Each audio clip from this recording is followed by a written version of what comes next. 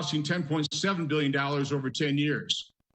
These proposals also lack the full range of structural reforms that will be required to ensure the long-term viability of the system. For years, GAO and Inspector General's reports have recommended reform that at best have only been partially implemented. One of the most costly inefficiencies that have been repeatedly highlighted in these reports is the out-of-control use and payment of overtime. To its credit, this is the reform Postmaster DeJoy began implementing shortly after his appointment.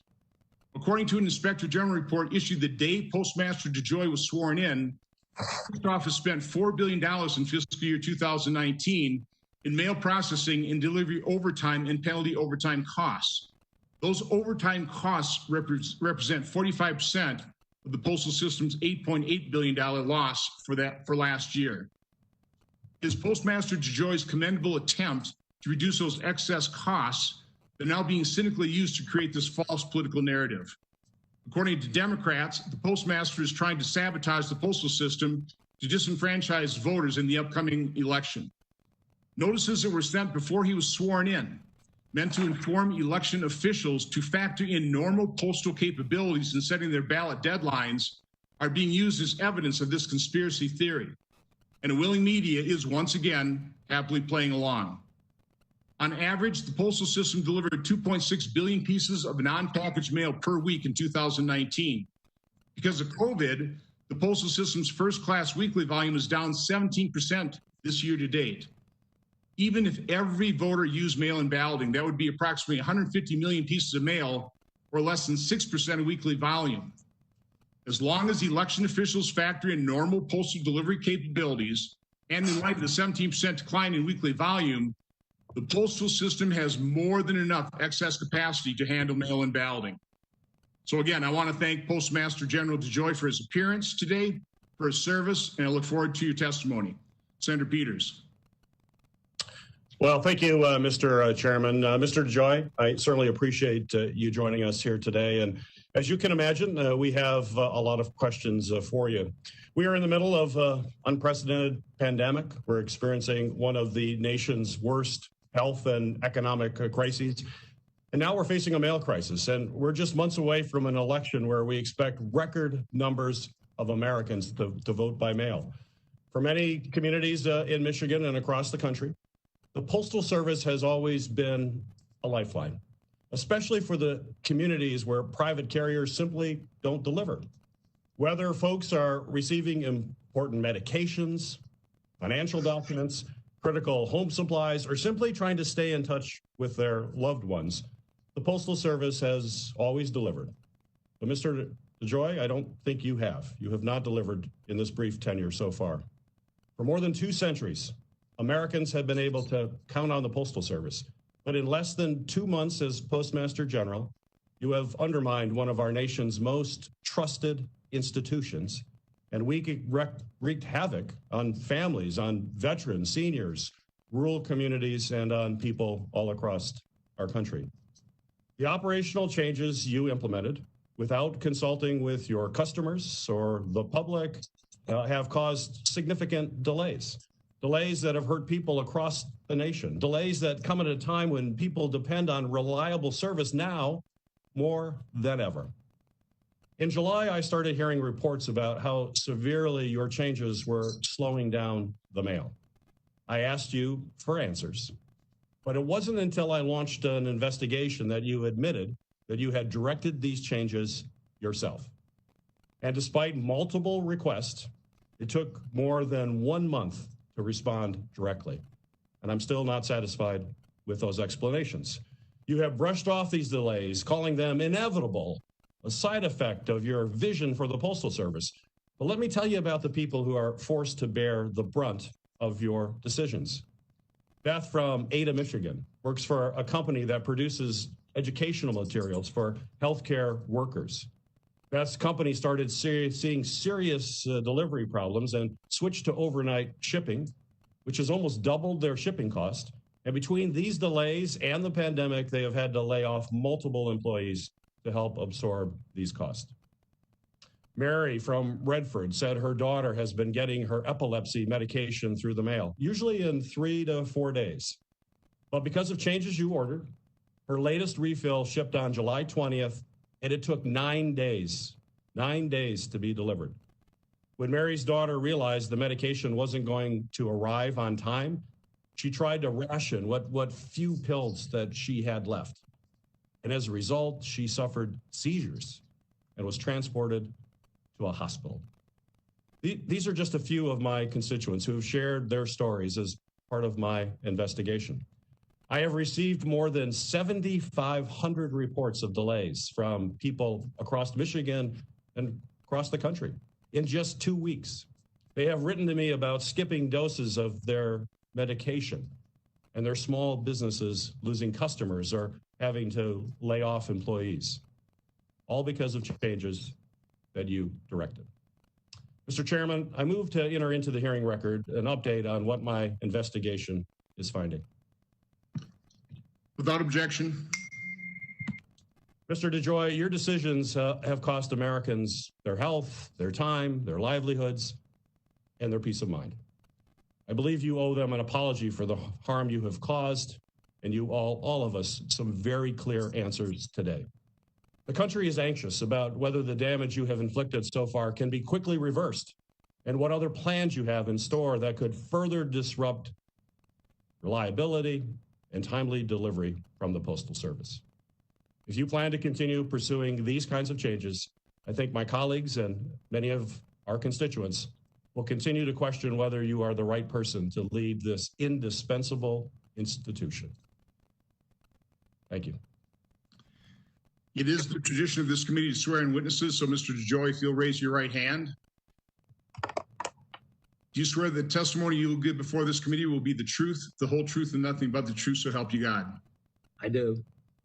Thank you. Mr. Louis DeJoy has served as the Postmaster General since June 2020. Prior to his unanimous selection and appointment by the Bipartisan Postal Service Board of Governors, he spent more than 35 years developing and managing a successful nationwide logistics company as chairman and CEO of New Breed Logistics. Beginning in 2014, Mr. DeJoy served as the CEO of XPO Logistics supply chain business in the Americas. After his retirement in 2015, he joined the company's board of directors, where he served until 2018. Mr. DeJoy. Good morning, Chairman, Ranking Member Peters, and members of the committee. Thank you, Chairman Johnson, for calling this hearing. I'm proud to be with you today on behalf of the 630,000 dedicated women and men of the United States Postal Service. On June 15th, I became America's 75th Postmaster General. I did so because I believe the Postal Service plays a tremendously positive role in the lives of the American public and the life of the nation. I also welcome the opportunity to lead this organization because I believe there is an opportunity for the Postal Service to better serve the American public and also to operate in a financially sustainable manner. Congress established the Postal Service to fulfill a public service mission to provide prompt, reliable, and universal postal services to the American public in an efficient and financially sustainable fashion. Our ability to fulfill that mandate in the coming years is at fundamental risk. Changes must be made to ensure our sustainability for the years and decades ahead. Our business model, established by the Congress, requires us to pay our bills through our own efforts. I view it as my personal obligation to put the organization in a position to fulfill that mandate. With action from the Congress and our regulator, and significant effort by the Postal Service, we can achieve this goal. This year, the Postal Service will likely report a loss of more than $9 billion. Without change, our losses will only increase in the years to come. It is vital that Congress enact reform legislation that addresses our unaffordable retirement payments. Most importantly, Congress must allow the Postal Service to integrate our retiree health benefits program with Medicare, which is a common sense practice followed by all businesses that still offer retiree health care. It also must rationalize our pension funding payments. Legislative actions have been discussed and debated for years, but no action has been taken. I urge the Congress to expeditiously enact these reforms. I also urge the Congress to enact legislation that would provide the Postal Service with financial relief to account for the impacts of the COVID-19 pandemic on our financial condition.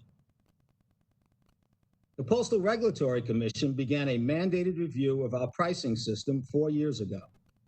It has been 3 years since the Commission concluded that our current system is not working.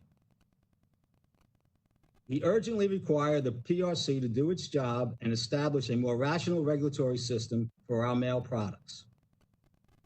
Had the Congress and PRC fulfilled their obligations to the American public concerning the Postal Service, I am certain that much of our $80 billion in cumulative losses since 2007 could have been avoided, and that our operational and financial performance would not now be in such jeopardy. The Postal Service must also do its part. We must adapt to the realities of our marketplace, generate more revenue, and control our costs. I believe we can chart a path for our business that accomplishes these goals. In my 67 days as Postmaster General, I have also had the chance to observe the many hidden strengths of the organization and appreciate our critical mission of service to the American public.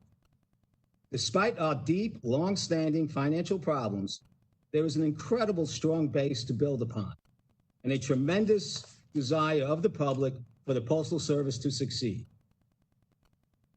As we head into the election season, I want to assure this committee and the American public that the Postal Service is fully capable and committed to delivering the nation's election mail securely and on time. This sacred duty is my #1 priority between now and Election Day. Mr. Chairman, women and men of the Postal Service have demonstrated extraordinary commitment for our mission throughout the COVID-19 pandemic. In every community in America, we continue to work to keep our employees and customers safe as we fulfill our essential role delivering medications, benefit checks, and financial statements the public depends upon. Since the beginning of the pandemic, there has been a public outpouring of support for postal employees as they perform their essential service throughout the nation. This is a well-deserved testament to their dedication. Mr. Chairman, Ranking Member Peters, I look forward to working with you and this committee and our stakeholders to restore the financial health of the United States Postal Service and to improve the way we serve the American public. This concludes my remarks, and I welcome any questions that you and the committee may have. Well, thank you for that opening statement, Mr. Postmaster General. I just want to kind of go through and give you a chance to respond to some of these false narratives. First of all, let's talk about that election notice was sent out by, I believe, the Postal Service's General Counsel. One notice before you became Postmaster General, one notice, I think, after you assumed your duties. Talk about what that notice was about, and from my standpoint, how important it was that the Postal Service does inform election officials of what your basic capabilities are, so they can factor that into their deadlines. Yes, sir. Thank you for the opportunity to speak about this. First, I'd like to emphasize that there has been no changes in any policies with regard to election mail for the 2020 election. As you stated, this letter was sent out before my arrival, simply to help educate state election boards and eventually the American people. There was a plan put together to eventually make this a broader statement, so the American people had awareness on how to successfully vote. This letter, very similar letter, was sent out in the 2016 election by the former Deputy Postmaster General.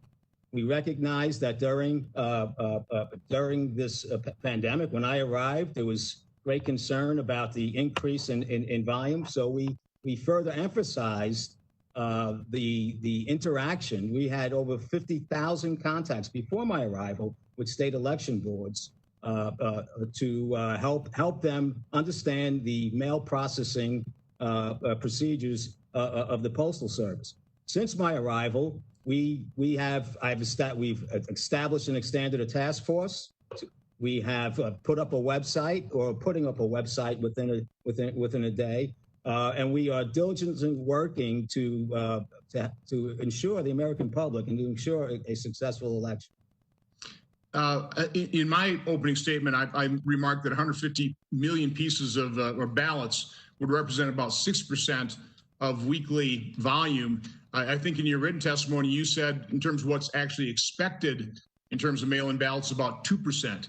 Can you just talk about and assure the American public and this committee that the postal system has more than enough capacity to handle the number of ballots? It's really a matter of election officials understanding what delivery capabilities are? Yes, sir. We have more. We deliver 433 million pieces of mail a day. So 150 million ballots, 160 million ballots over a course of a week is, a very, very small amount. Adequate capacity. Plus, mail volume is down, as you said, 13, 14% this year. Plus, as I identified earlier in the week, we will have additional resources on standby.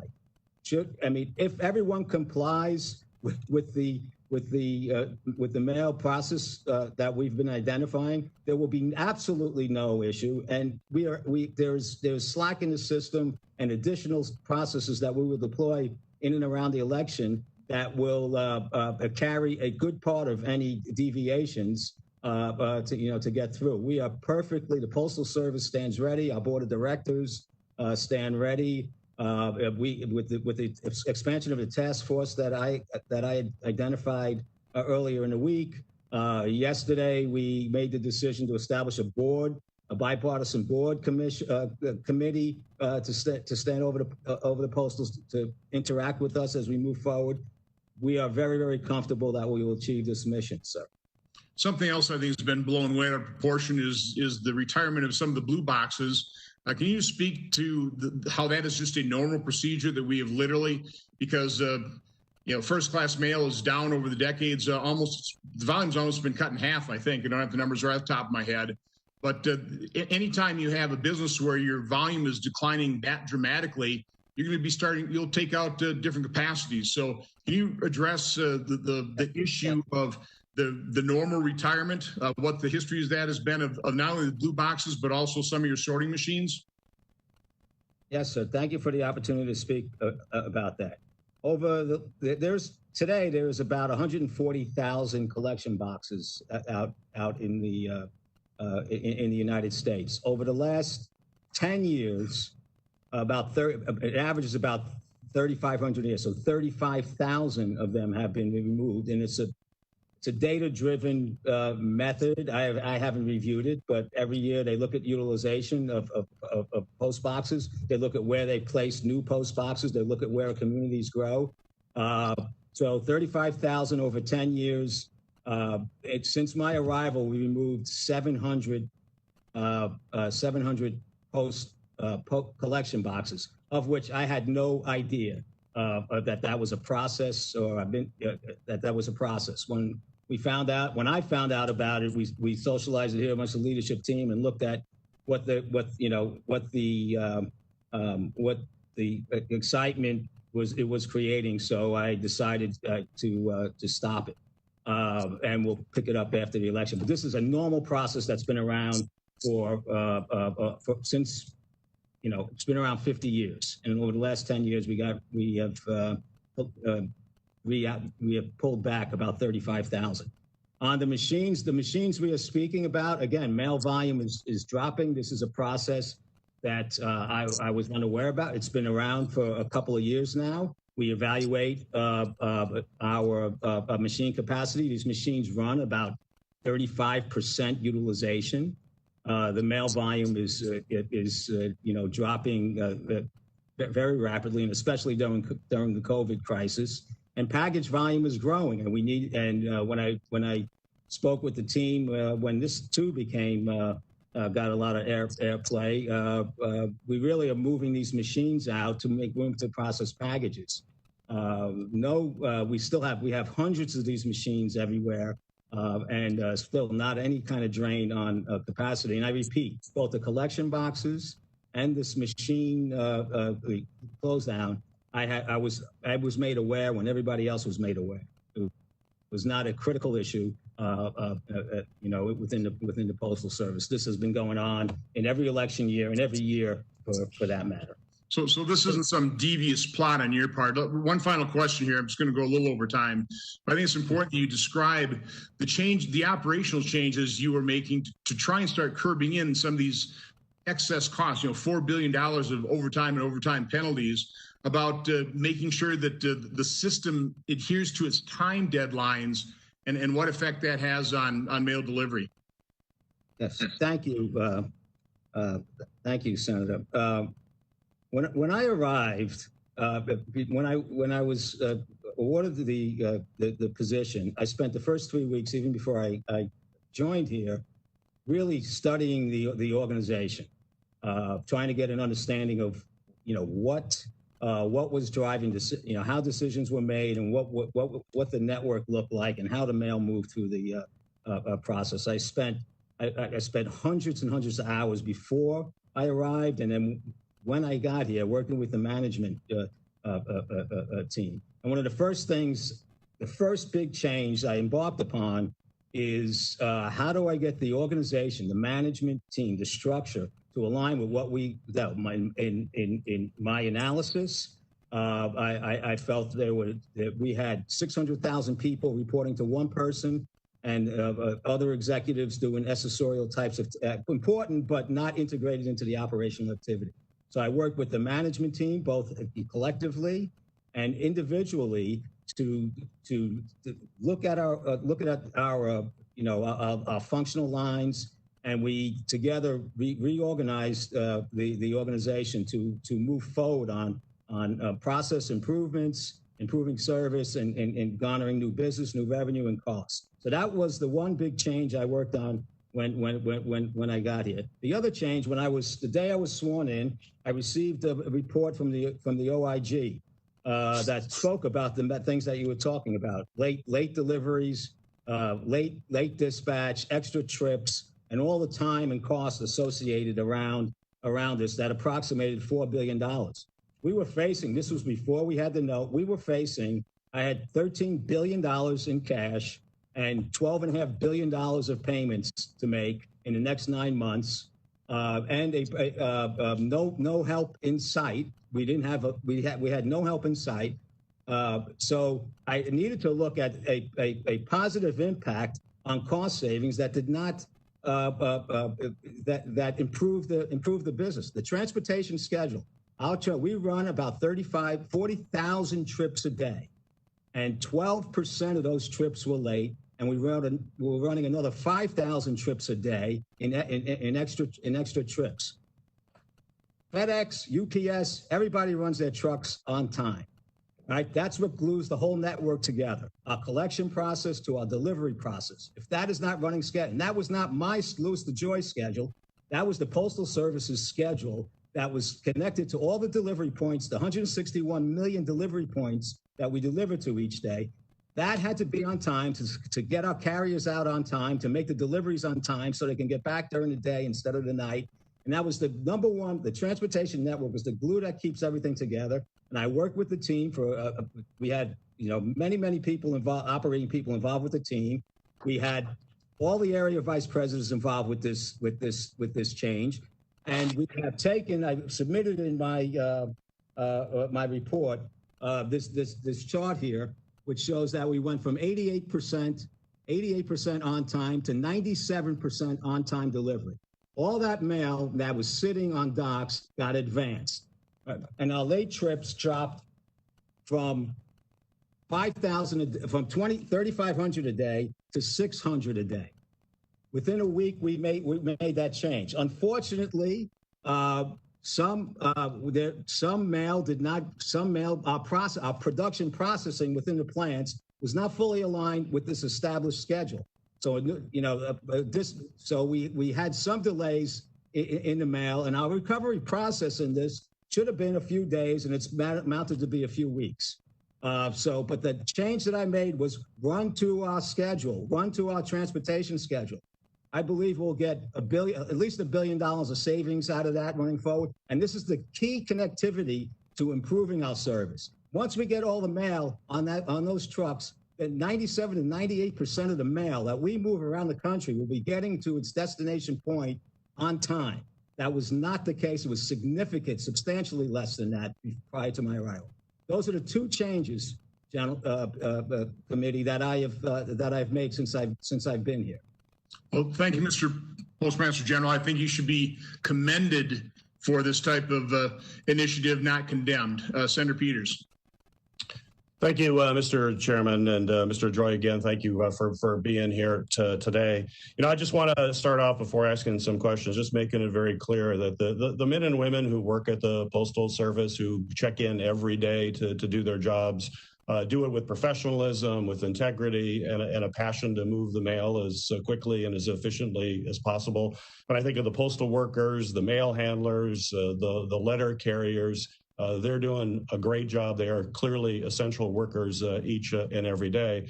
But as we've been going through this issue, and I've talked to many of those folks across my state, they have grown increasingly frustrated with some of the recent policies that have come in place, which they say is nothing that they've seen in the past. And they believe that mail has been piling up in ways that it shouldn't.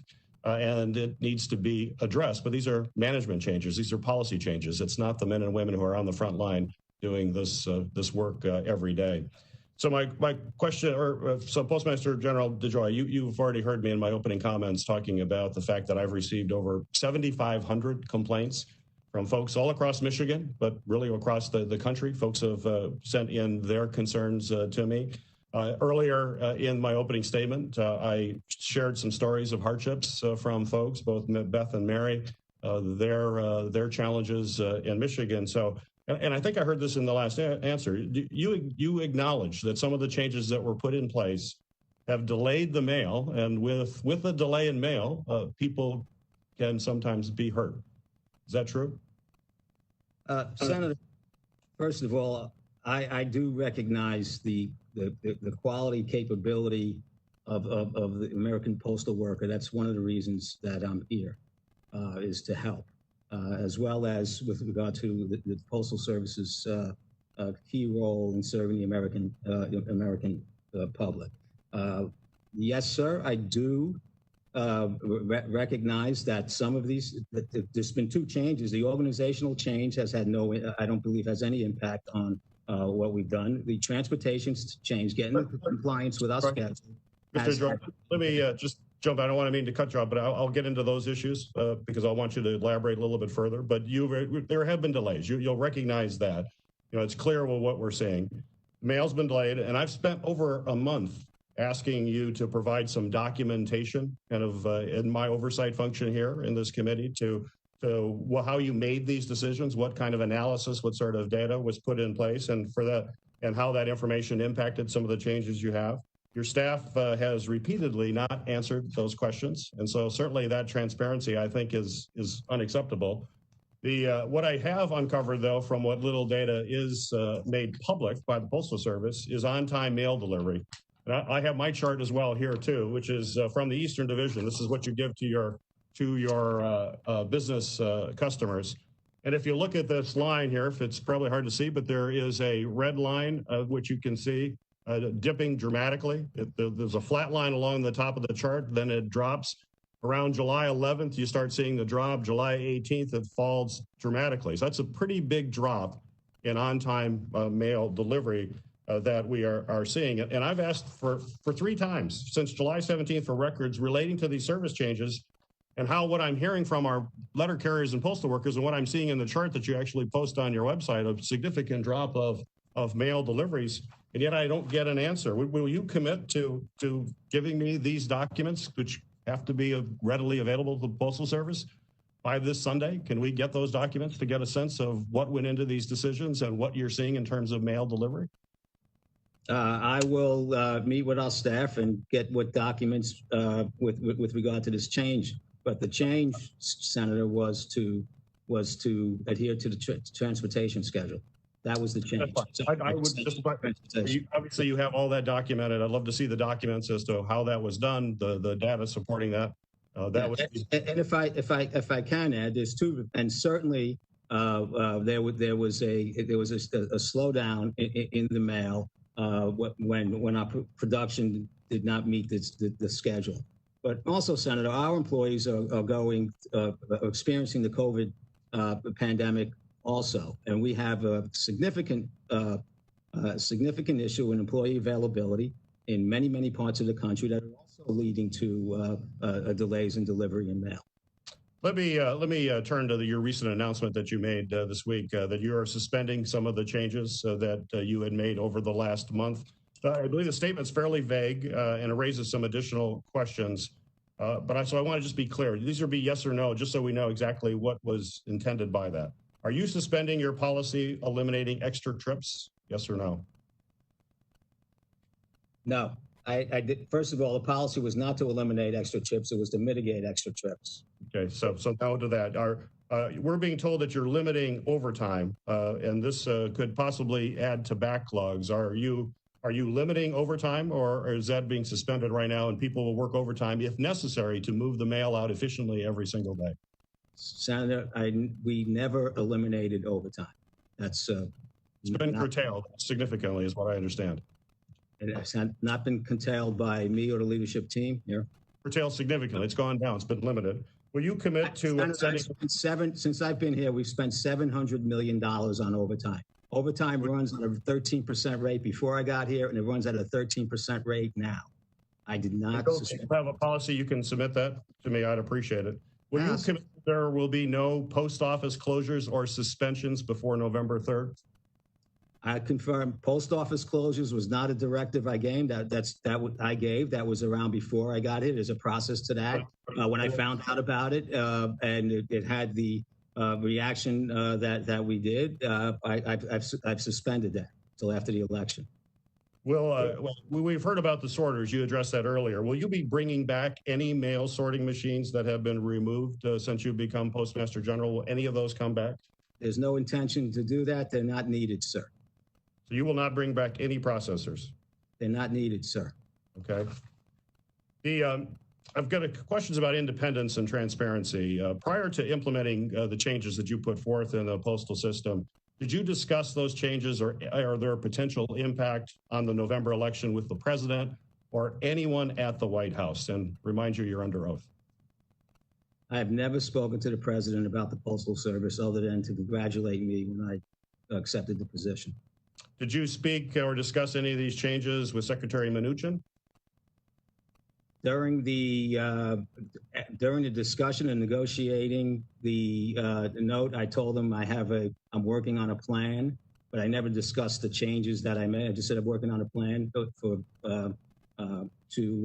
improve service and gain cost efficiencies. But no grave detail other than that was about it. Prior to implementing the changes, did you discuss these changes or their impact on the election with any Trump campaign officials? No, sir. These changes in our total analysis here and going forward, and remember, I'm one new person in the organization with the whole structure around me, an operating structure, an executive team around me that are involved in these decisions. Okay, and moving forward, trying to have any negative impact on the election is an outrageous claim. Just one final one. Mr. Chairman, did you ever discuss any of this with Mark Meadows? Any of these changes that you've done? You've never had discussion since you haven't discussed anything with Mark Meadows. I haven't spoken to Mark Meadows up until maybe last week was the first time I spoke to him in a while. So finally, you will give us your word today under oath that you have not taken any action whatsoever in your capacity as Postmaster General for any political reason or at the suggestion of any administration officials. Sir, I will tell you my first election mail meeting, what I instructed the organization, the whole team around us and out in the field, whatever efforts we will have, double them. I was greatly concerned about all the political noise that we were hearing, and I've had weekly reviews on this since before this all the excitement came out. We are very committed. The board's committed. The postal workers committed. The union leadership is committed to having a successful election, and the insinuation is quite frankly outrageous. Just one final thing, Mr. Chairman, just as we get into the election now, there has been concern that I'm hearing from state and local governments about first-class mail. Do you have your word that you're not going to mandate that states send out any ballots using either the more expensive first-class mail? And will you continue the processes and procedures to allow election mail to move as expeditiously as possible and treat it like first class? Yes, sir. We will deploy processes and procedures that advance any election mail, in some cases ahead of first-class mail. Okay, won't charge local governments for the first-class mail. They can continue the process that they've done in the past. I don't get to charge anybody, but no, we're not going to change any. We're not going to change any rates. Right. Thank you for the time. Thank you for the indulgence, Mr. Chairman, for the extra time. Appreciate it. Thanks, Senator Peters. Now, we did allow 7-minute rounds. Both Senator Peters and I went a little over. We're going to adhere to the 7 minutes to other members. The order of questioning will be Senator Portman, Carper, Langford, Hassan, Scott, Rosen, and then Senator Portman.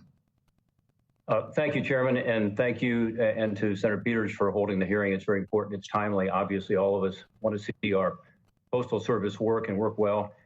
And let me just give a shout out to David Janis, who's our letter carrier, and to all the letter carriers and all the postal workers, because I do think particularly during this pandemic, they're more appreciated than ever. And so the men and women who you lead, Mr. DeJoy, please pass along to them our thanks.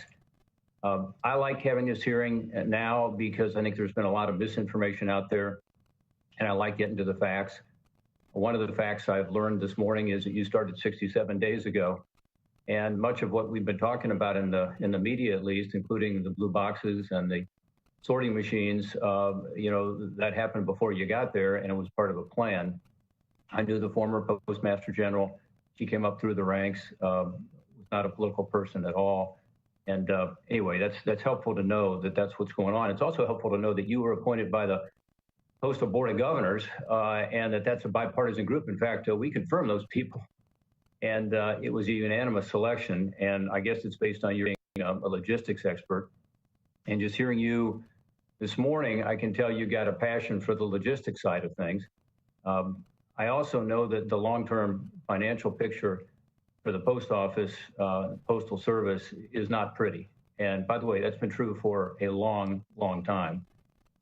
And that's not really something that a Postmaster General can do much about. It requires legislation.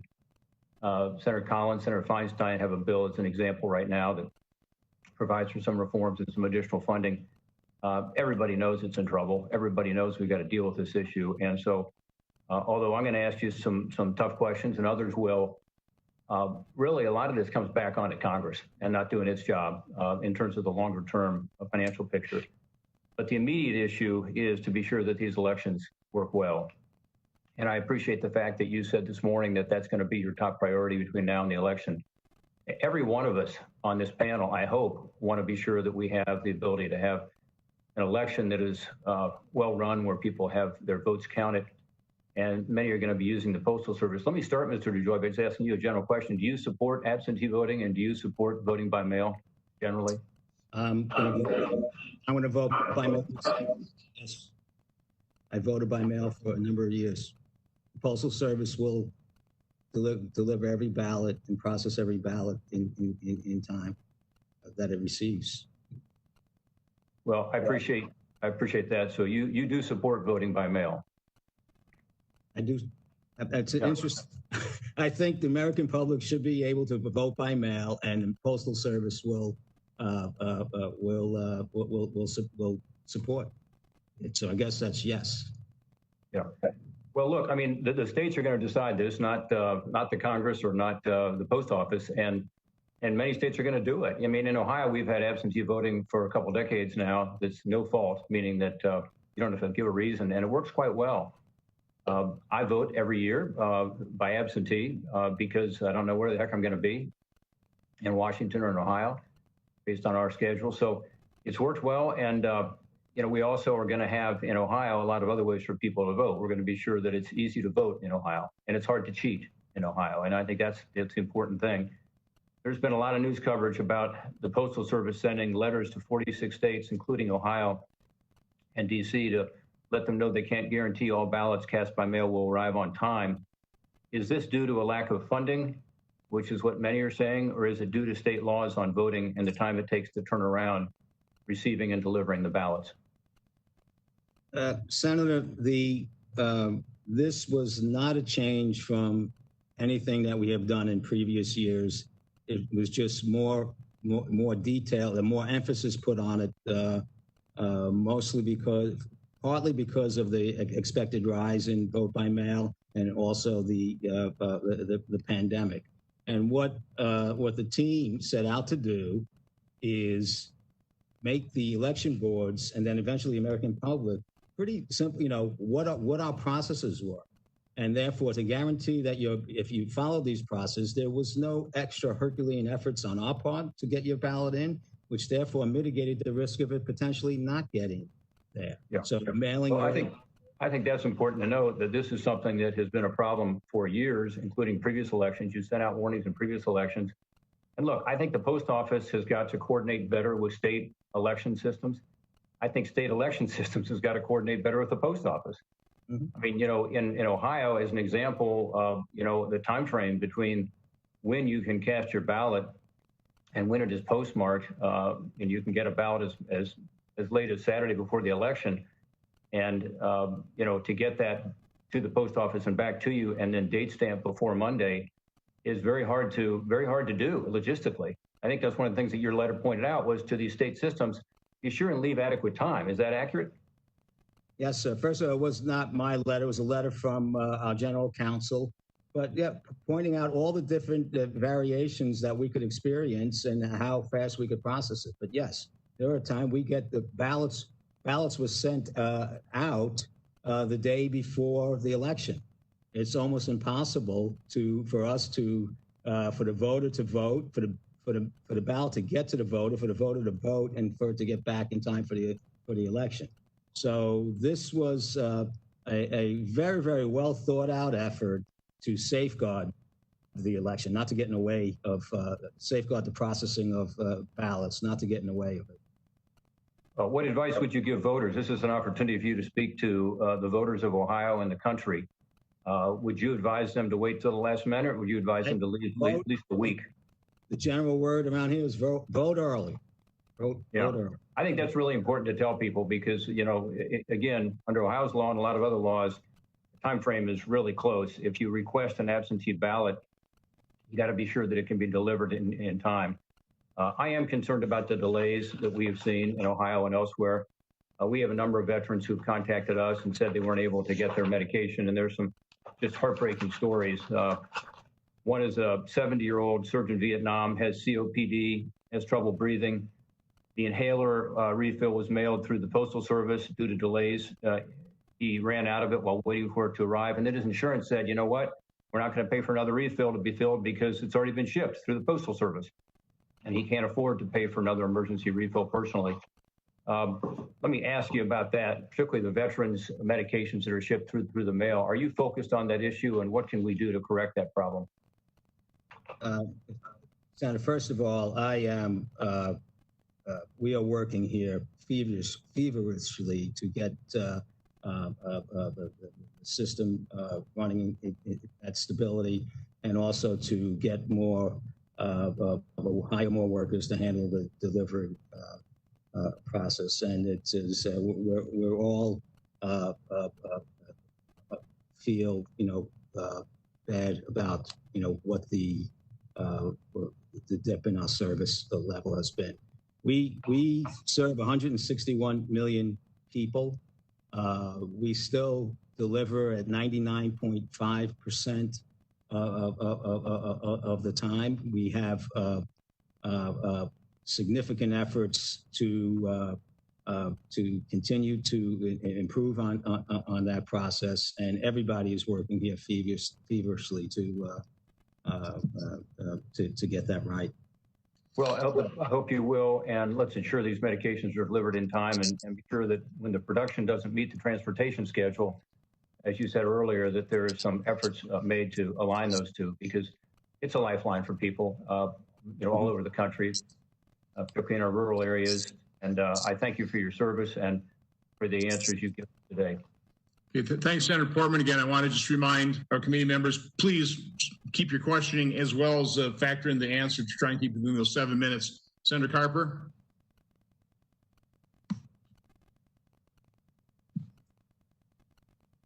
Is Senator Carper there? We'll move on to Senator Langford. Fuck.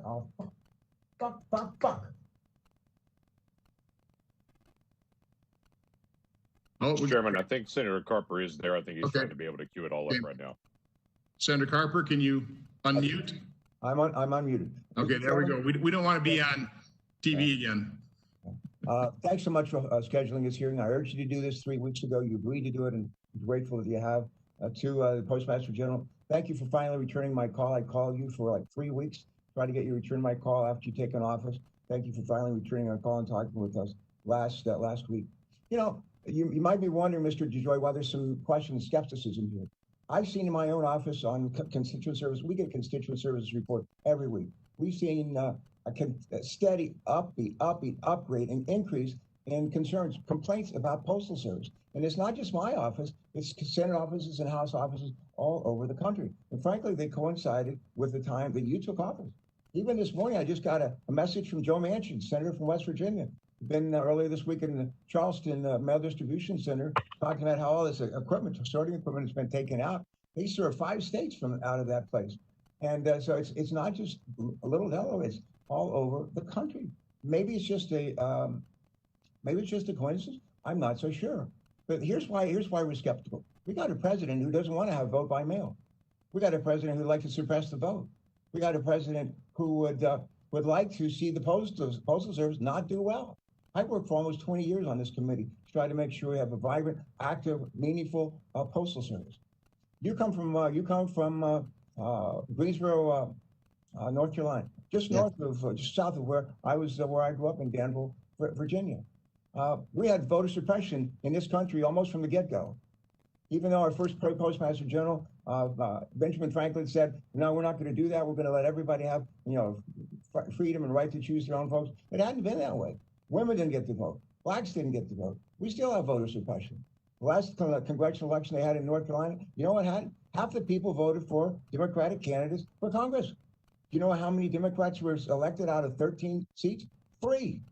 I mean, we have seen poll taxes, we have seen literacy tests, all this stuff. And when I see what's going on with the president who wants to degrade the Postal Service, wants to get rid of vote by mail, you shouldn't be surprised that we're alarmed when we see the kind of degraded service that we're seeing across the country. It wasn't that long ago, we had an overnight mail service in the metropolitan area. It wasn't that long ago, we had from coast to coast mail delivered within 3 days. And we don't have that anymore. So people should be, if people seem skeptical, they have a right to be skeptical. I want to just say, after the public uproar that we've seen here in my state and other states about delays and failure to deliver the mail, you've committed to freeze additional operational changes until after the election. Good. But we're going to need more information than that, especially given reports that came out last night showing that you and your team are actually considering more extreme changes than those we've seen to date, including changes that will slow down the mail even further, post office and plant closings, massive service reductions to Alaska, Hawaii, and Puerto Rico, making mail more expensive to the U.S. citizens living there, price changes that would nearly double the cost for price changes that would double the cost of voting by mail, dramatic price hikes on packages that will disproportionately impact small businesses in rural communities that rely on the Postal Service while erasing your competitive advantage over FedEx and UPS. We need to be worried about this, and I am. I don't ask a lot of yes or no questions. I'm going to ask you a couple today, and I'd ask you just give me a simple yes or no answer. You'll have an opportunity in responses for the record to expand on those, but I'm going to ask you for yes or no answers. Yes or no? Are you considering the dramatic service changes that I just outlined, which we've just learned about in the last 48 hours? Are you considering those dramatic service changes? Just yes or no? Senator, there's a dramatic I'm asking for a yes or no answer. We're considering dramatic changes to improve the service to the American people. Yes. Yes or no, will you restore the mail collection and processing capacity that the Postal Service has lost in recent weeks during your tenure? Senator, as I said, I did not direct that. I directed it. I stopped it. It's insignificant. It's not material to anything that we do, and we're sticking with where we're at right now. Recently, the president was caught red-handed when he admitted to not wanting the Postal Service to have additional resources because the Postal Service would use these resources to enable election mail. When asked about providing necessary relief, the president stated, quote, "If we don't make a deal, that is a deal with the Congress, that means they don't get the money, they being the Postal Service. That means they don't get universal mail-in voting. They just can't have it." No wonder we're somewhat skeptical and dubious. My understanding is you have had more than a passing acquaintance with this president. My understanding, you've been a huge supporter financially of the president. My understanding is when we were going to have a convention in Charlotte, North Carolina, you were heavily involved in leading the raising of money for that convention. No wonder we're a little bit skeptical about this when we have a president talking down the Postal Service, talking down vote by mail. Another yes or no, and you can expand on the record on this. Yes or no? Will you remain not able to talk in this about administration and make service matters. decisions that support the American people first? Will you? That's services that support the American people having fast, efficient, and affordable mail service, especially with regard to mail-in ballots. Will you remain independent of this administration? That's it. Will you remain independent? Yes, we'll remain independent of this. Thank you very much. Mr. DeJoy, during our call earlier this week, you said that you supported additional cash assistance to the Postal Service. So do we. The Postal Service has, $15 billion of roughly cash on hand and a new $10 billion line of credit that comes with some very troubling conditions dictated by the administration. The Postal Service has had massive declines in first-class mail. We know that. It averaged 15-20% below last year's first-class mail volume. The Postal Service package volume is higher, though. The normal one has sustained it through the pandemic. My guess is those volumes will come down somewhat after the pandemic. All this is to say the Postal Service's $15 billion in cash balance could quickly disappear, and I believe the Post Office needs to approve the Board of Governors' $15 billion request from earlier this year to cover loss to COVID. Last yes or no question. Do you support the federal appropriation to the Postal Service to cover its COVID-related losses? Yes or no? Do you support the federal appropriation to the Postal Service to cover its COVID-related losses? Yes. COVID-related losses I do support. Thank you very much. Mr. Postmaster General, my family's had a heavy military involvement throughout our lives. I'm a last Vietnam veteran serving in the United States Senate. My mother's youngest brother died in a kamikaze attack in 1944 on his aircraft carrier in the Western Pacific. He gave his life for this country. My grandmother's the Gold Star mother. We have my father's a veteran. I'm a veteran. We have generation after generation of Americans who have been willing to risk their lives, lay down their lives, so we will have the right to vote. We got a lot of people who are sick and are afraid of going out and voting this year because they don't want to stand in lines and come down with a virus that could take their life. This is a serious matter. And I just want you to urge you to work with us, not be apart from us, not return our calls, work with us as we attack the needs to build the kind of postal service that we can all be proud of. Thanks very much. Senator Langford. Chairman, thank you. Mr. DeJoy, thank you for your service. From what I've heard so far today, apparently the post office never had any issues. There was never any delays. There was never any mail that was late. There were never any financial problems. There was never any challenge to mail-in votings until 65 days ago when you arrived. And then apparently all chaos has broken out in the post office in the last 2 months. But before that, there seemed to be no complaint about the post office ever. So I do want to thank you for your service. I want to thank the men and women that are around the country that do a remarkable job every day.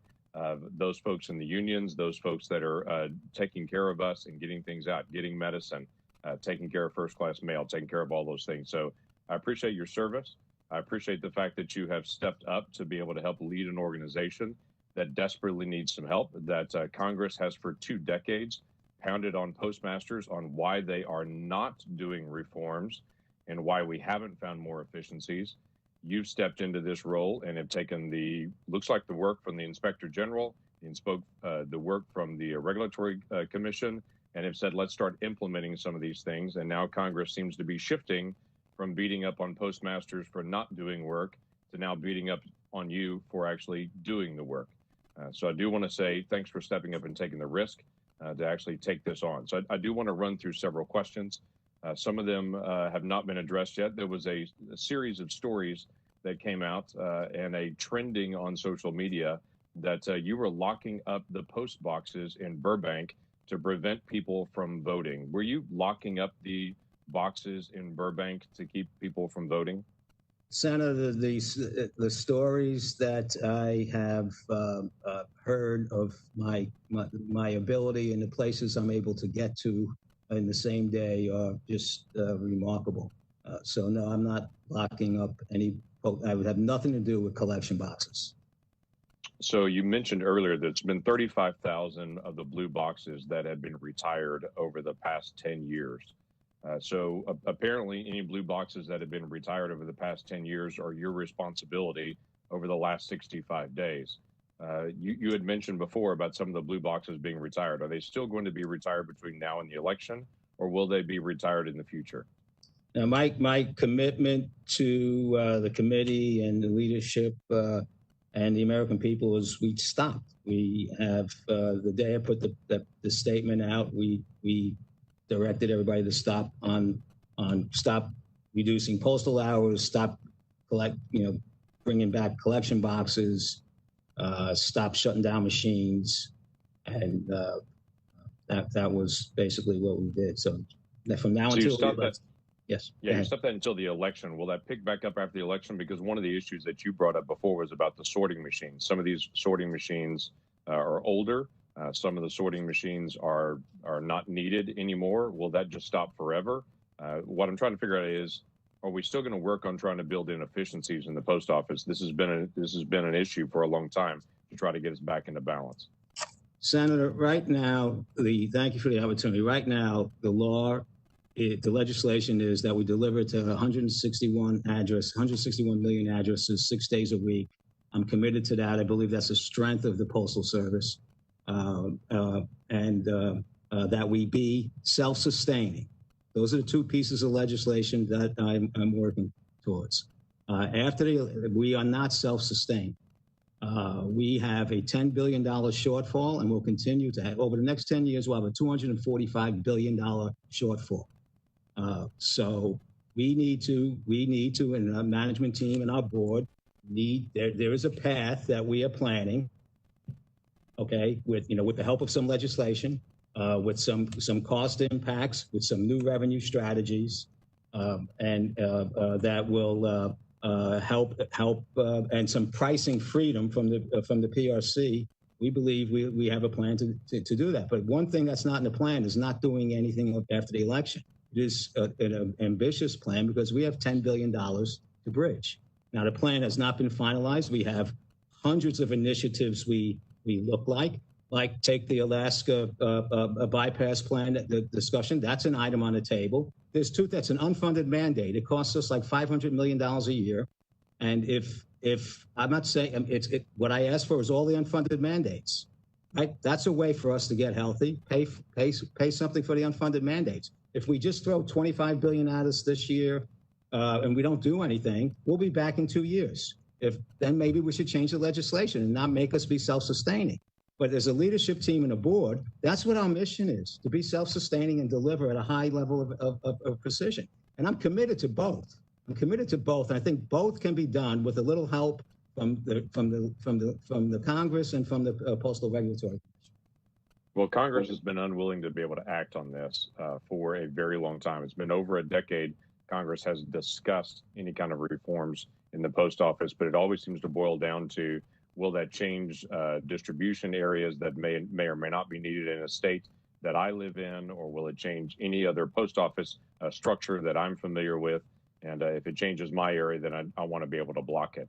And so it has been a great challenge. I've also heard from multiple folks saying the post office has now so severely cut that they can't meet the capacity to actually get ballots out. And folks in rural areas and folks in urban areas, will they be able to get ballots out? I've seen your letter. That was the same as the letter in 2016 the post office sent out saying, hey, be advised, states, you need to send things out early. That's helpful. Thanks for actually doing that, and you shouldn't be criticized for that. You should be encouraged to be able to do that. But my question is, folks have challenged me and said there's not going to be enough capacity for elections. Will you have enough capacity again for Christmas and for Mother's Day? Because my understanding is Christmas and Mother's Day are the biggest capacity times for first-class mail. Do you have capacity now for Christmas and Mother's Day? So we have, yes, we have capacity for Christmas and Mother's Day. So I actually went back and looked last year, the week of December the 16th, the post office delivered 2.5 billion pieces of first-class mail just that 1 week of December the 16th of last year. That's a pretty remarkable feat to get 2.5 billion pieces of first-class mail delivered in one single week. So you know right now you have enough capacity to be able to handle the elections without slowing it down. Yes, sir, and it's more than that. Besides just the capacity, the intent, the extra activities that the whole organization is going through between our postal union leaders, our board, the executive management team here, we are focused on, besides just having the capacity to execute, to react to whatever conditions exist at that particular point in time, up to and including the pandemic, which likely will still be having some impacts. So I think the American people can feel comfortable that the Postal Service will deliver on this election. Thank you. Thanks, Senator Langford. Senator Hassan. Well, thank you, Mr. Chair. Thank you, Ranking Member Peters, for having this hearing. And thank you, Mr. DeJoy, for your willingness to appear before our committee today. My time is short this morning, and because I've been told you won't be staying for a second round of questions, I'd appreciate brief responses. Mr. DeJoy, I sent you a letter last week detailing stories from Granite Staters about delays in their mail. And I will note a huge spike in calls to my office since mid-July about the Postal Service and delays.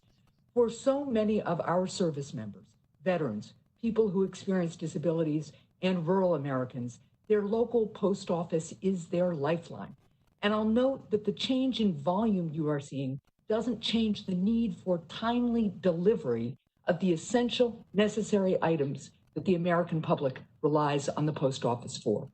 For example, one Manchester couple fills prescriptions through their VA benefits, and they wrote, quote, "There has been a noticeable slowdown in mail delivery.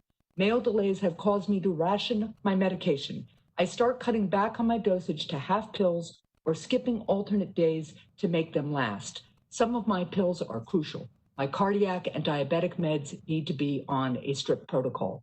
Will you ensure that any further changes that you make to postal operations do not delay access to medications and other necessities, yes or no?" Yes, Senator, and I look forward to working with you on legislation to help this type of service not reach into the future. Well, thank you. Now, I want to move to elections again. I am glad for some of the statements and actions you have taken. We all know how important voting by mail is usually, and this year even more so. Some states are starting to mail out general election ballots on September 4th, just 2 weeks from today. You and the Postal Service General Counsel have written letters that we've talked about this morning about your plans to deal with election mail. You wrote last week that the Postal Service will, quote, "utilize additional resources and maximize our efforts during the 10 days prior to the election to ensure the processing and delivery of all election mail within our system." Do the letters that you and the General Counsel have sent to Congress so far contain your full plan for ensuring the processing and delivery of all election mail? Or do you have a more detailed operational plan for the additional resources and efforts you alluded to? The letter that's been sent to the states from General Counsel speaks about, complying mail classifications and how they process. Right, Mr. DeJoy, I'm just wondering, do you have a detailed plan about how you're going to ensure the kind of delivery that Americans count on for voting by mail? Do you have a more detailed plan than what's in your letter? Yes or no? There are detailed processes that we are going through. And there are going to be expanded plans to that. We've just announced the expanded expanded committee, election committee within the operation, and our board has established one. But there are detailed plans that we go through in every election. And with regard to— Could you share those, again, could you share those with Congress? And could you share them by Sunday night so we can see what they are, please? I don't think I will have the complete plan by Sunday night. We're just putting these committees together. But I can share you, we can try and, today's Friday. I have to check and we'll get back to you. All right, I would appreciate them by Sunday night if possible, by the end of next week. As I noted, September 4th, some of the ballots are going to start going out. Last year, the Postal Service Inspector General interviewed managers in postal facilities across the country about handling elections. The Inspector General found that facilities typically process political mail as first-class mail, delivering more than 95% of election mail with 1 to 3 days for the 2018 midterms.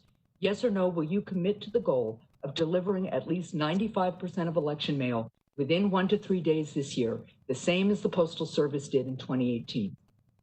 Yes, ma'am. Thank you. Now I want to move on to the issue of the decommissioning of sorting machines. At the Manchester Processing and Distribution Facility in my state, 4 sorting machines have been taken out of service. 3 of them are just sitting there, and I'm told that 1 of them has been dismantled and sold to a company in Pennsylvania for scrap metal.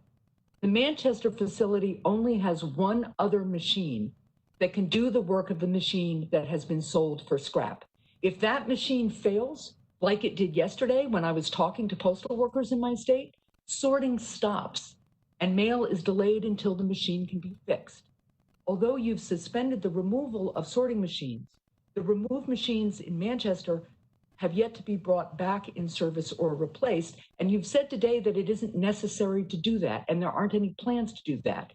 In fact, I understand that the Director of Maintenance Operations, Kevin Couch, sent an email on Tuesday directing local maintenance managers not to reconnect machines. Yes or no, is that true?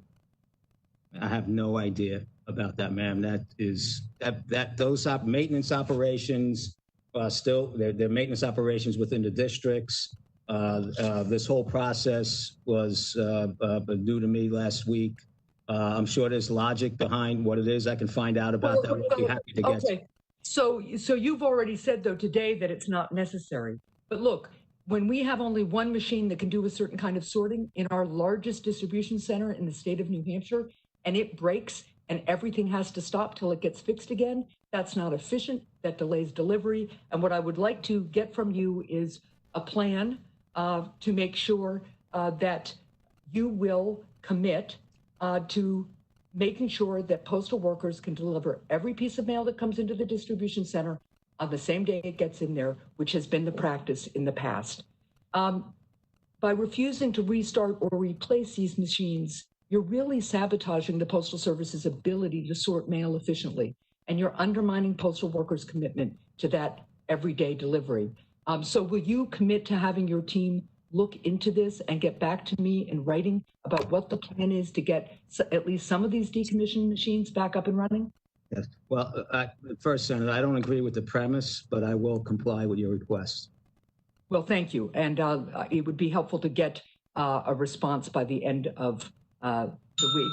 And finally, I will just, because I see that I am running out of time, I will ask a question for the record because there are growing concerns that postal workers are being retaliated against when they speak to their members of Congress or to the press about some of the shortages that they are seeing or some of the delays they're seeing, some of the sabotage and undermining of timely delivery that they are seeing. And I want to make sure that postal workers who are speaking to protect the interests of the American public that they serve with such diligence are not retaliated against for doing so.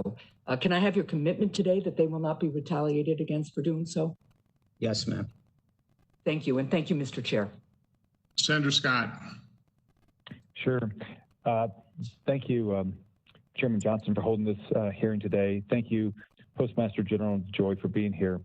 In Florida, we've had vote by mail for a long time, and it's worked really well. And I think the post office in Florida has done a great job in making sure it's worked. I've had 3 elections, and everyone, they've worked hard to make it happen. Mr. DeJoy, can you just talk about why you're uniquely qualified. They've worked hard to make it happen. Mr. DeJoy, can you just talk about why you're uniquely qualified and what background you bring to be in Postmaster General, and why you were picked by the board of the Postal Service?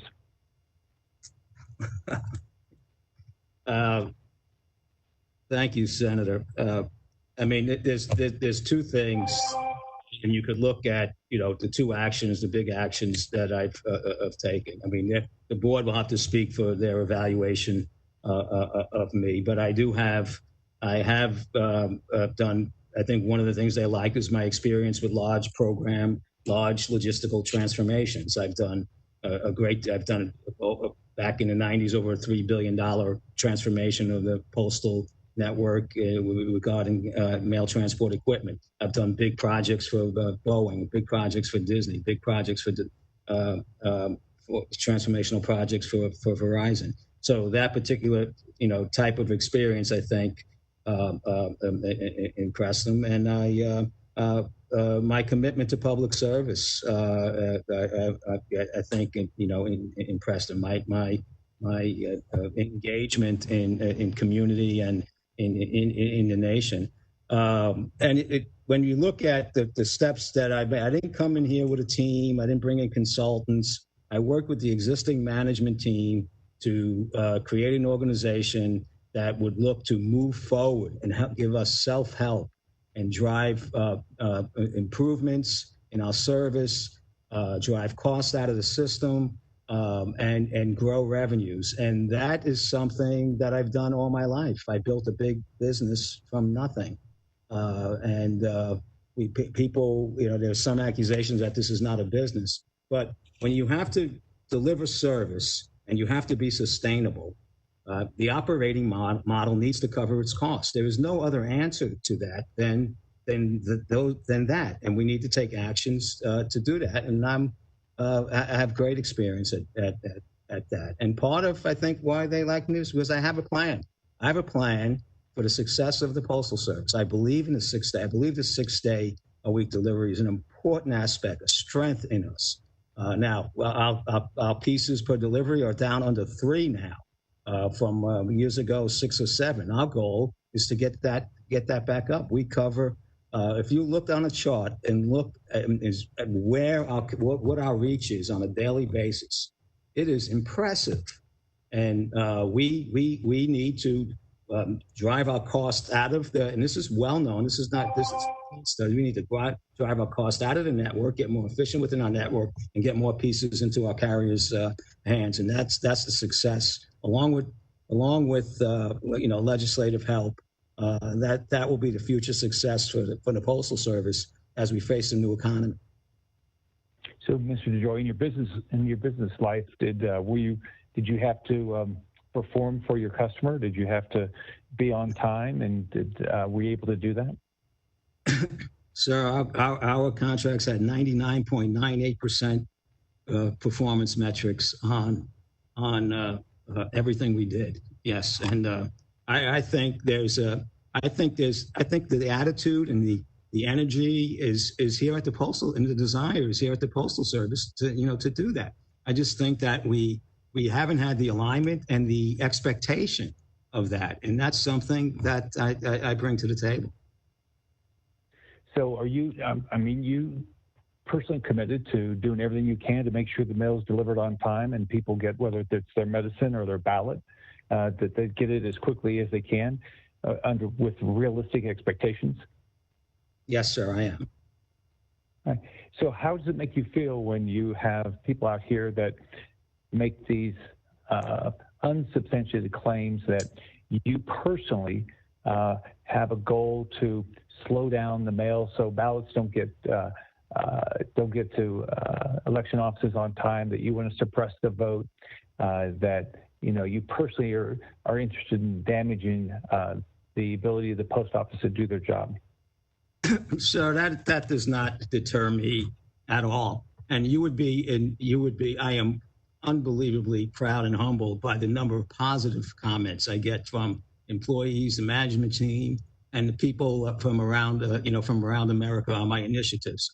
it is really a farce to believe that we can sit here and do nothing. Yeah. Do you feel like you need a massive federal bailout to be able to deliver the mail on Election Day?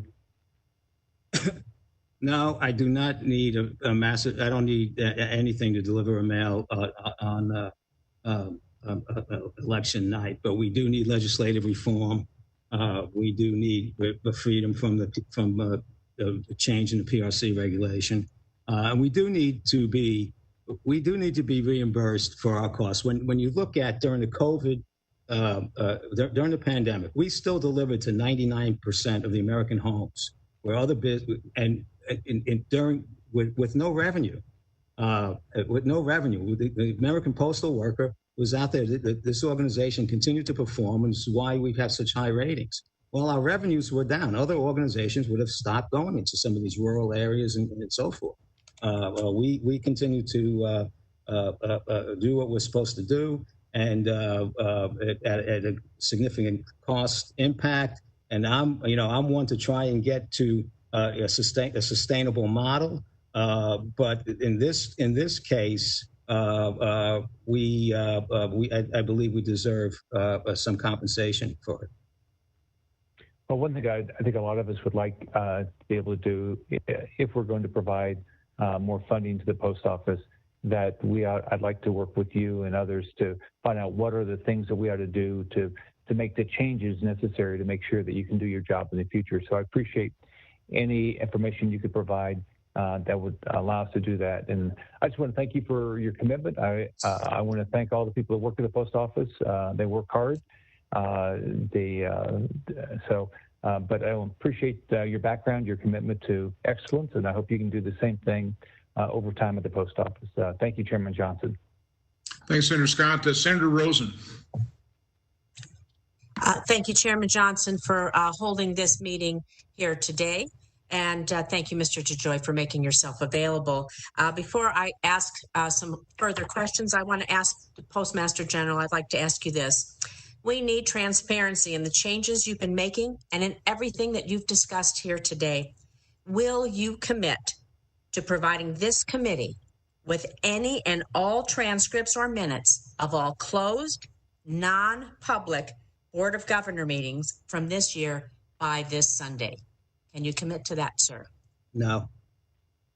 You will not commit to provide minutes? I don't know. I don't have the authority to do some of those things, and that is something that I would need to discuss with counsel and the board's counsel. So I can't commit to that. Well, we'll be discussing that with you, but let's move on. We have limited time. Before I go with the rest of my questions, I do want to thank the dedicated postal workers across this nation, particularly here in my state of Nevada. I spoke with many of them yesterday. Majority of them veterans in their family. They have done years of dedicated service to this country, to this nation, and they are very concerned. To Mr. DeJoy, earlier this year, you've acknowledged you've made operational changes to the Postal Service. You removed mail sorting machines. You've had reduction, elimination of overtime and late trips. In Las Vegas, where we're expecting mail volume to ramp up soon, our postal workers, the ones I spoke with yesterday, are reporting the removal of sorting machine from our general mail facility, which is actually right down the street from my house.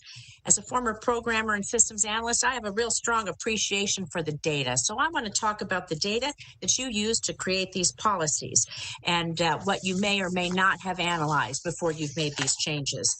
During the pandemic, health officials, we've directed older Americans to stay at home for their own safety. That means for our seniors in Nevada and across the country, Postal Service is the only way they're going to receive their critical items. Life-saving prescription, household supplies, Social Security checks. For veterans, my colleagues have already mentioned this. It's a lifeline. 80% of veterans' prescriptions are filled by the United States Postal Service. I have 225,000 veterans in Nevada, many of them relying on this for their timely delivery of life-saving medication. and in small towns across Nevada, from Gabbs, who has a population of 269 people, to Shores, it's a tribal community with 658 people. Some of my larger rural communities, that's all they get is the Postal Service. So please, could you answer yes or no?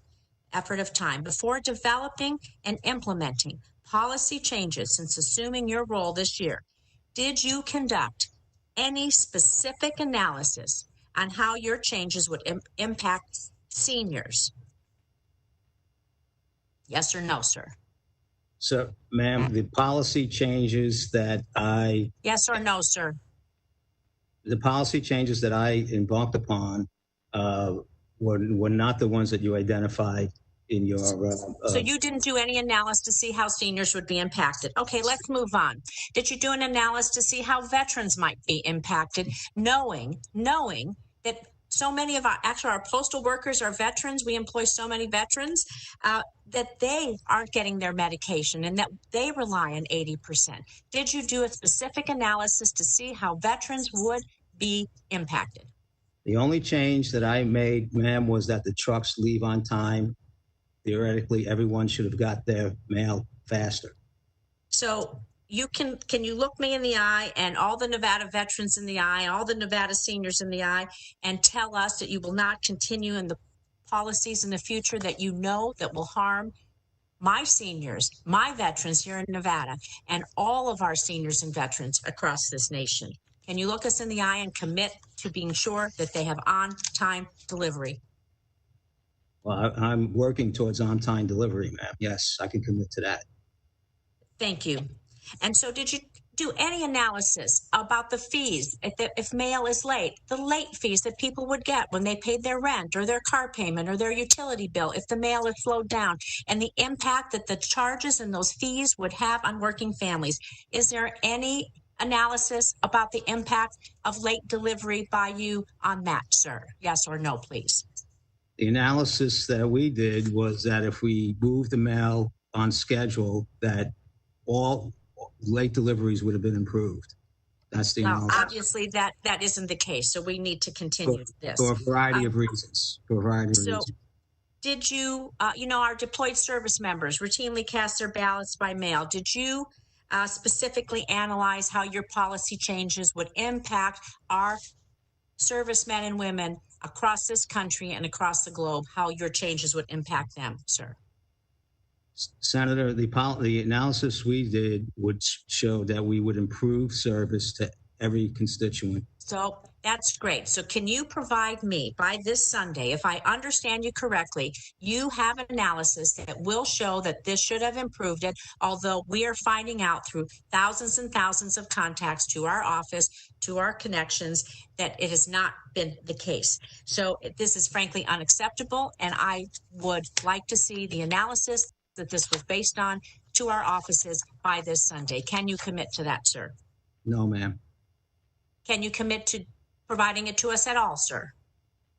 I will get back to you on that. You cannot commit to providing the American people the analysis that you use to base your decisions on about their very important medications, their Social Security checks, and all the other things. You won't commit to the American people to be transparent?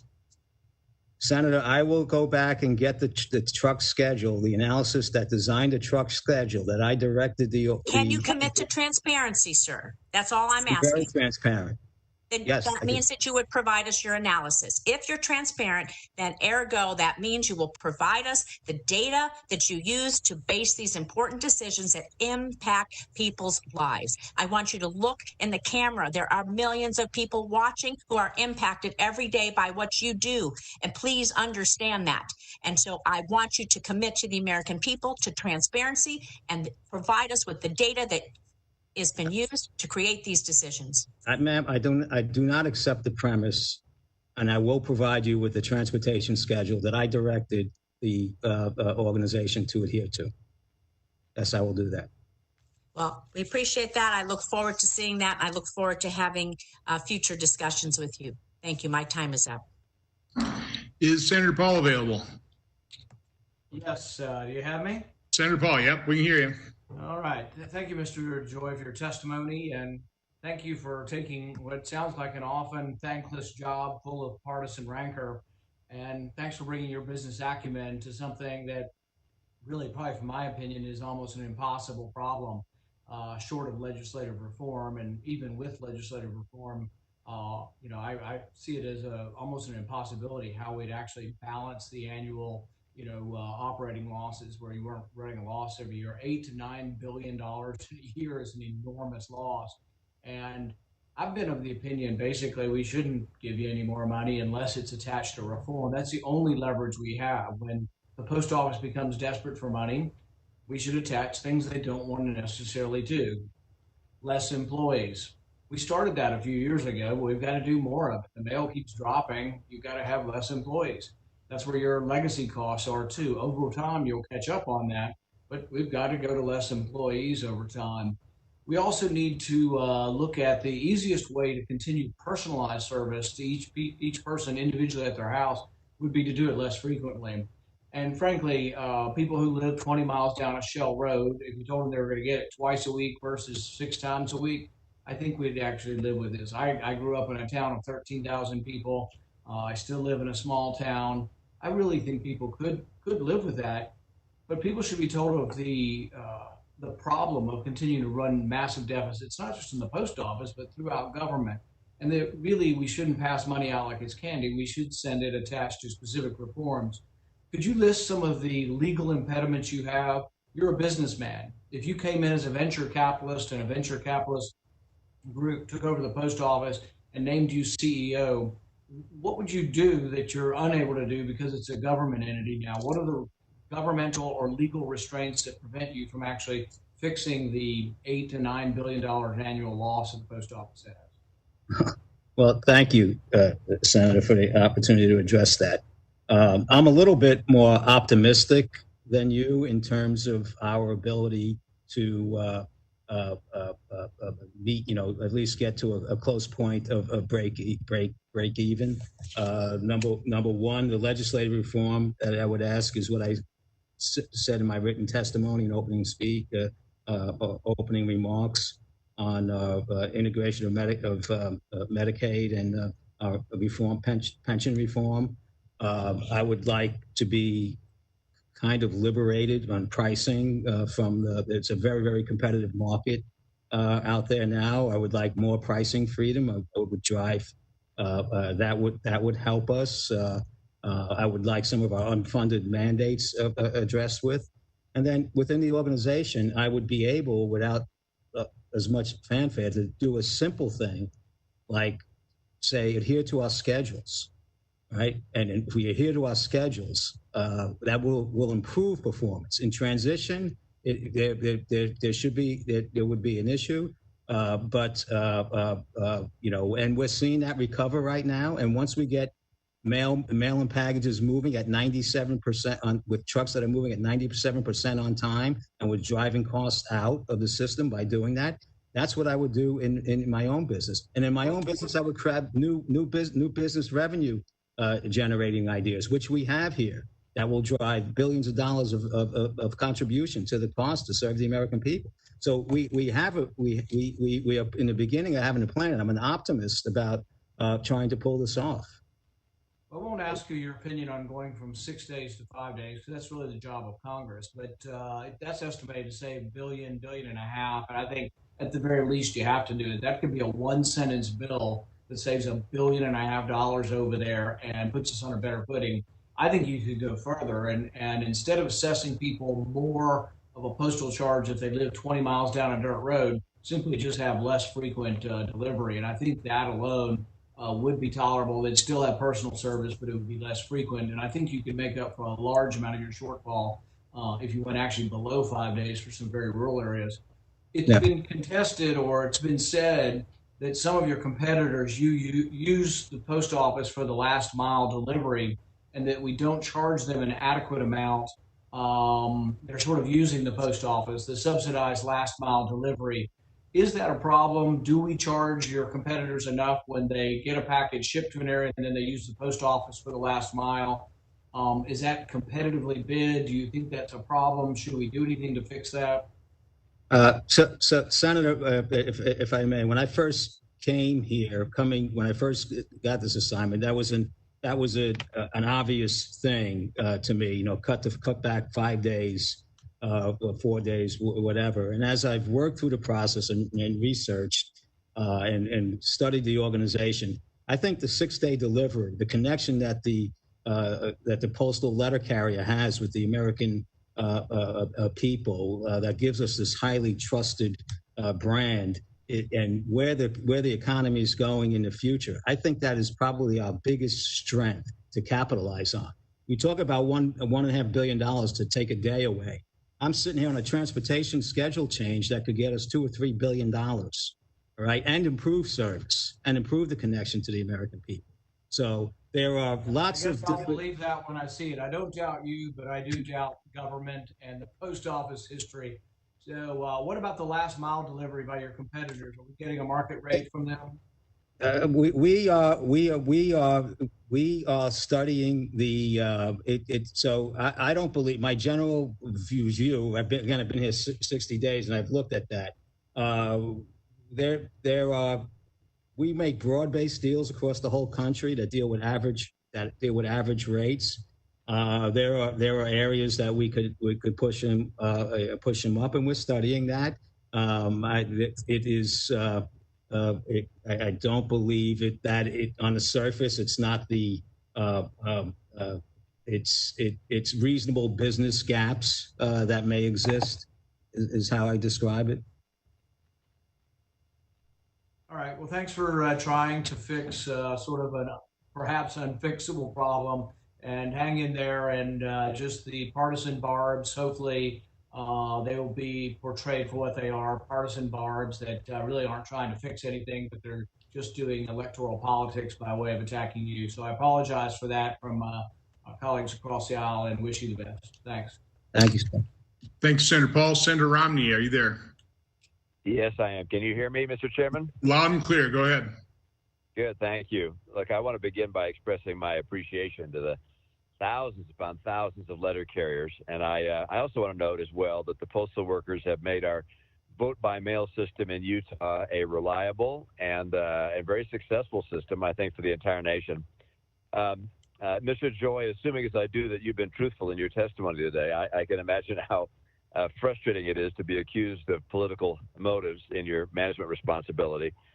At the same time, of course, you can surely understand that there have been pretty good reasons for people to think that you or your colleagues are purposely acting to suppress voting, or that you're going to purposely prevent ballots from being counted. And any surprise at such concerns has to be tempered by the fact that the president has made repeated claims that mail-in voting will be fraudulent, and that he doesn't want to get more money to the post office because without more money, you can't have universal mail-in voting. Putting that aside, let me note that a great deal has been made of the fact that you contributed to President Trump's campaign. I would note that you also generously contributed to my campaign. So some people would say that you've contributed to both sides. Let me turn then and just note. Let me note that like others today, I state the obvious when I say that reliable, valid voting is essential to democracy here, and of course to other places around the world. And particularly with COVID still raging, the mail is essential to our voting system and therefore to democracy. Can you do you have a high degree of confidence that virtually all the ballots that would be mailed, let's say 7 days before an election, would actually be able to be received and counted? I mean, if people vote within 7 days of an election, are they highly confident? Are you highly confident that those ballots would then be received? Extremely highly confident. We will scour every plant the day, each night leading up to election day. Very, very confident.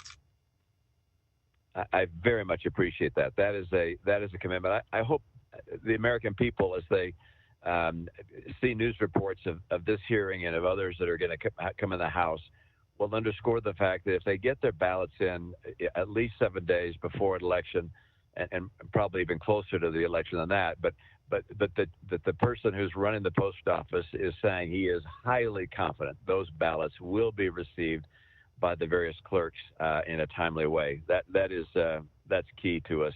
On a separate topic, you mentioned that there are delays in the system, and that's of course to be expected. Are there greater delays in certain areas than others? So, for instance, are delays greater in rural areas than they are in the rest of the country? Now, Senator, there's I think more urban areas where the coronavirus,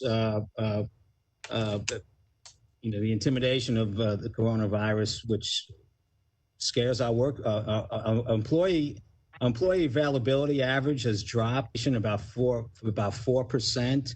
But when you can go into some of these, what I would say, hotspots, Philadelphia, Detroit, they're as much as 25%.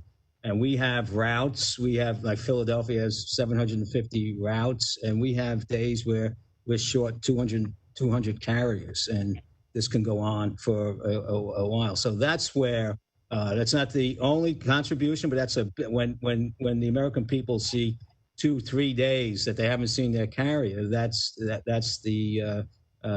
an issue. And I would say I think there's at least 20 of those around in descending, level of consequence around the country.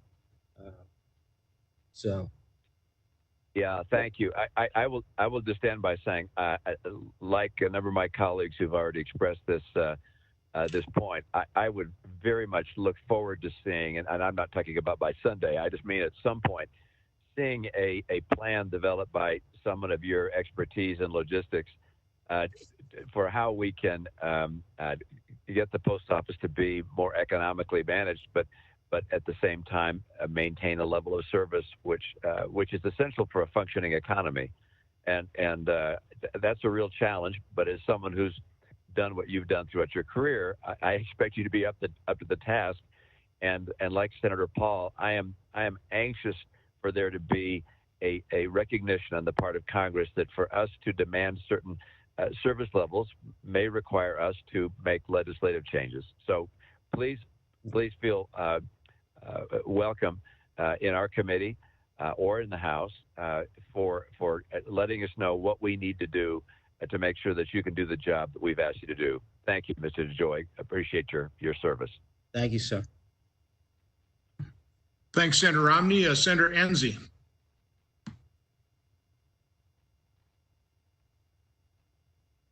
Really appreciate you, Chairman Johnson, for holding this hearing.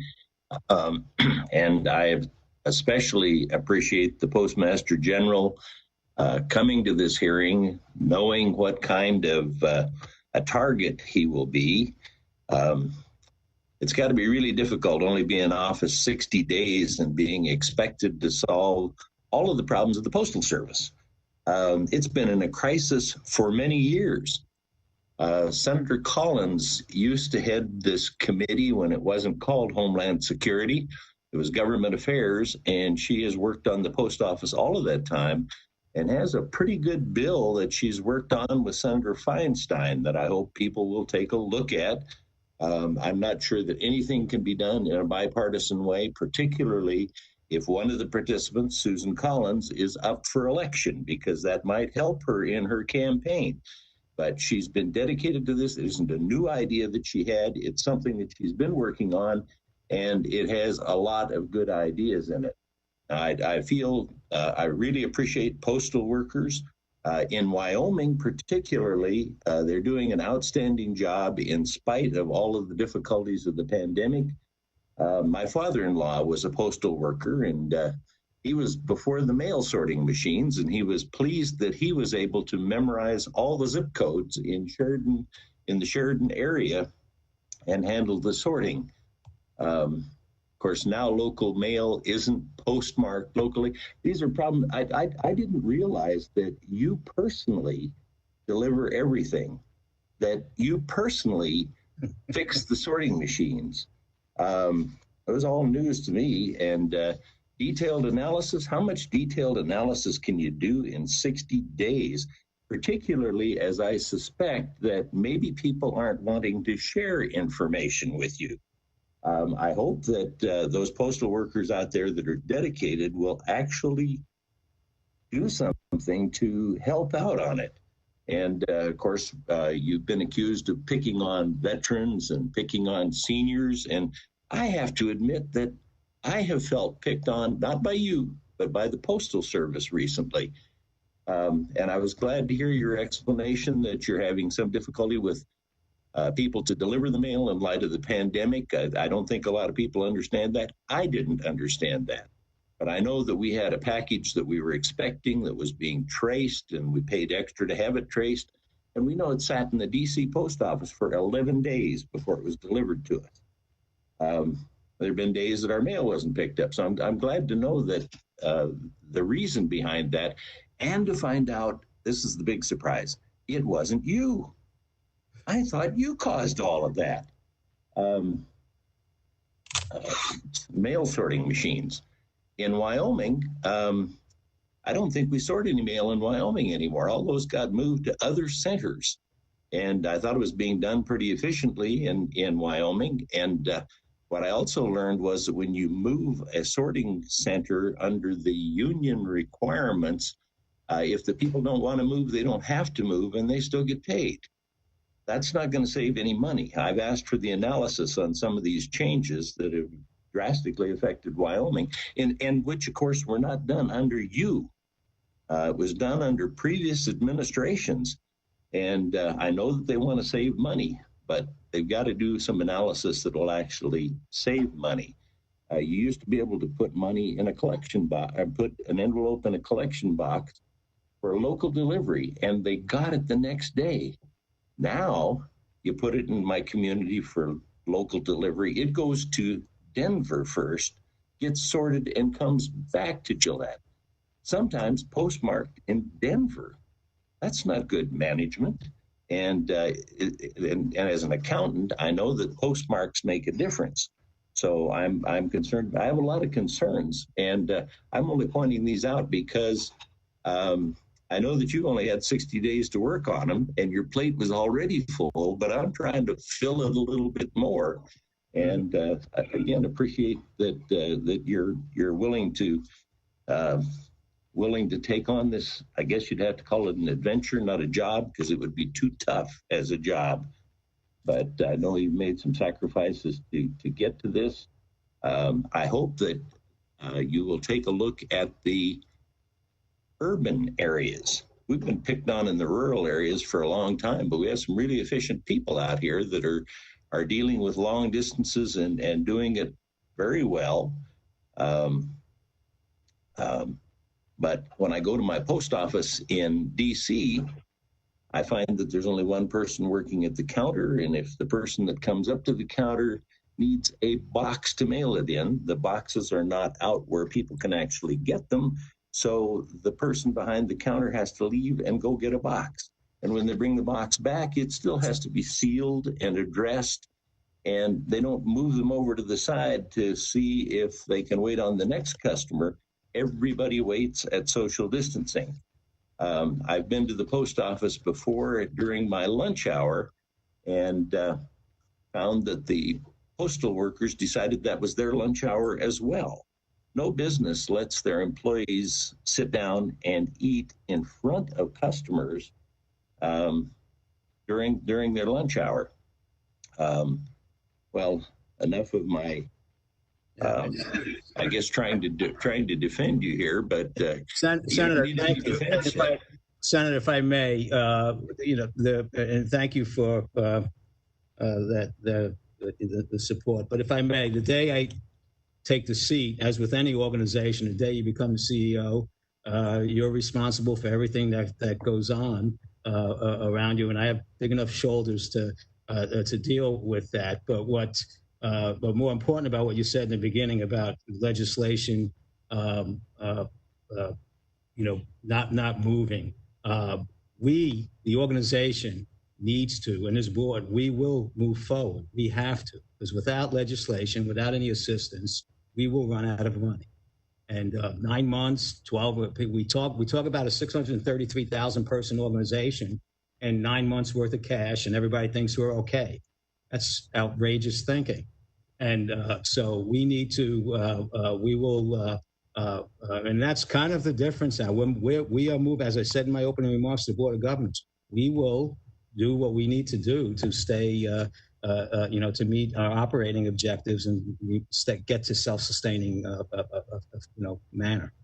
So thank you. I appreciate your willingness to be here, and I hope that you will take a look at the Collins-Feinstein bill and give us some analysis on that. And I recognize that you have to rely on the postmasters across the United States of doing their job to manage their own business. So thank you for taking this job. Thanks. Thank you, Senator Enzi. Senator Hawley.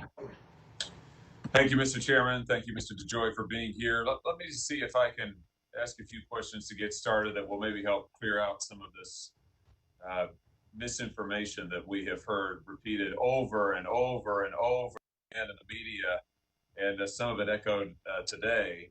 Just to be clear, will USPS have enough cash on hand to support operating expenses through the November election? Yes, sir. Has the Postal Service seen an increase, actually, in total operating revenues in the most recently reported quarter relative to last year? Yes, sir. Small, but yes.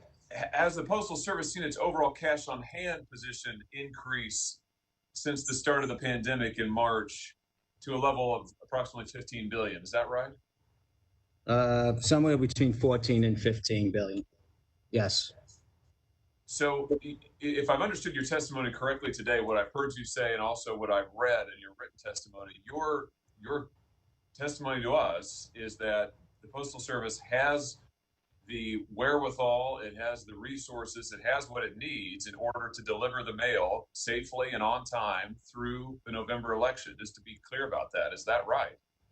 So yes, Senator. Two separate things, though. To deliver on the election and cash to operate the business in the future are two separate things. But yes, we have plenty of cash to operate for the election. Yeah, no, just on that second point, since you bring it up, what's your estimate of the amount of additional assistance that you require as you look toward the future, past November and into the months and years to come?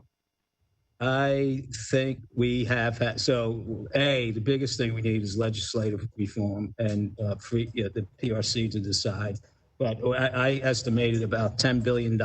We estimate about $10 billion cost on the COVID expense side.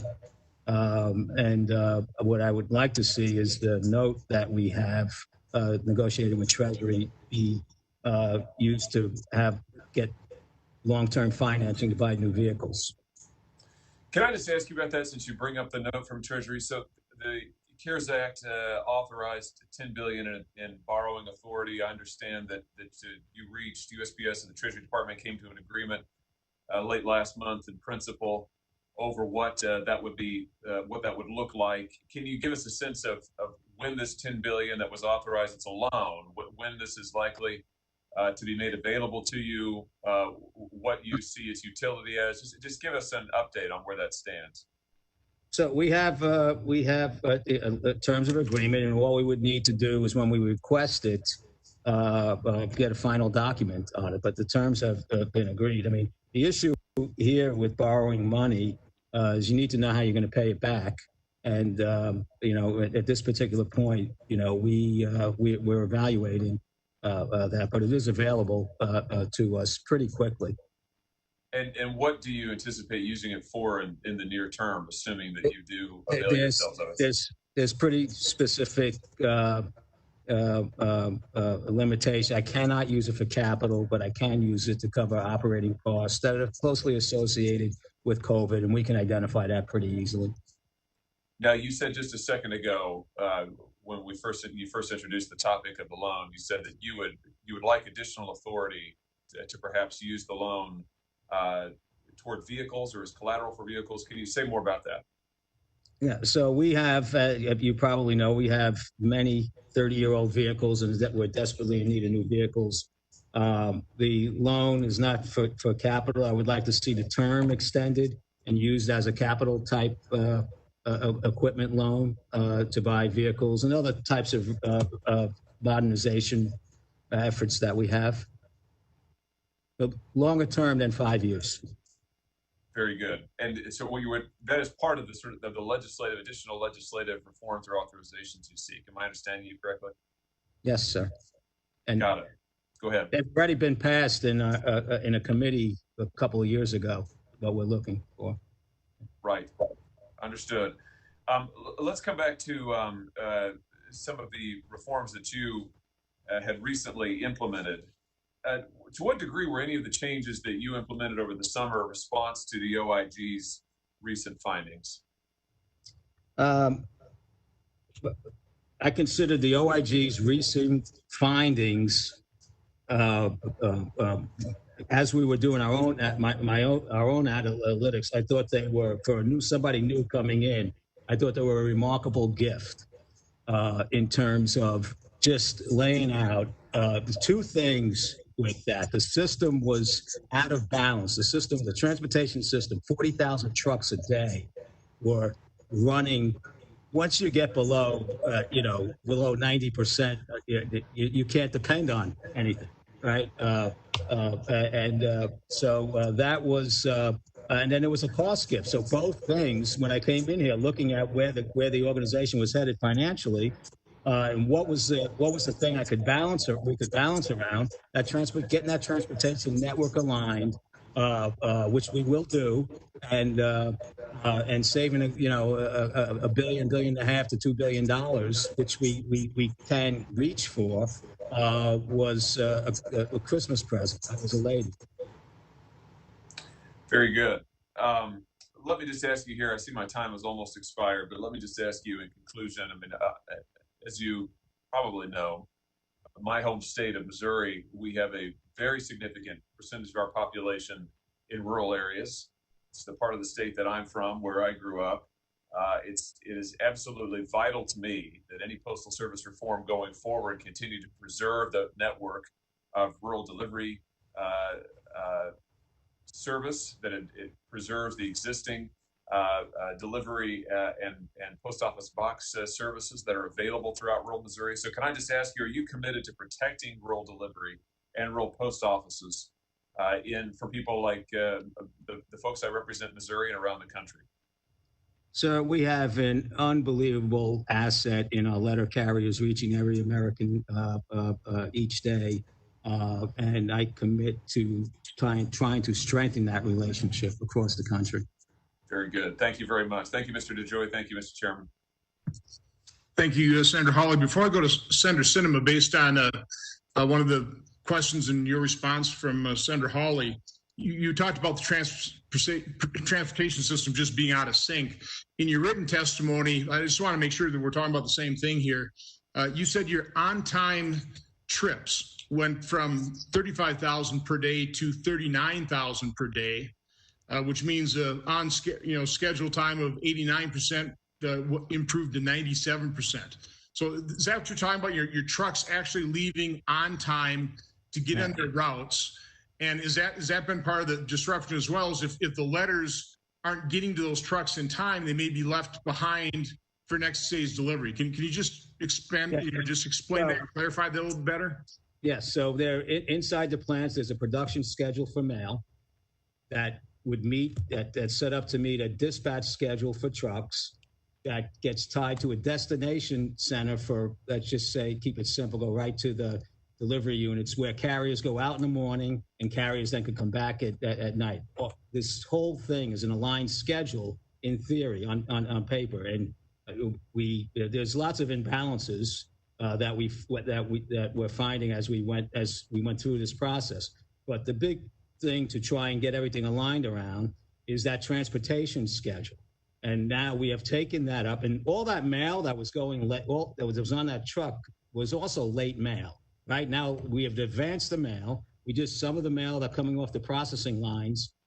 We found these imbalances, and we did not as great a job as we should in recovering for it, but we will. I'm seeing improvements right now. Once that comes together, mail will be moving around the country at 97% on time. And I'm very, very excited and committed to trying to do that. And that, again, enables us to balance the front end and the back and the delivery end of the system, and saves us all that money that you saw in the audit report. And it's in billions, not in millions. So as a former manufacturer, I realize if you don't have a good process, you don't have a good product.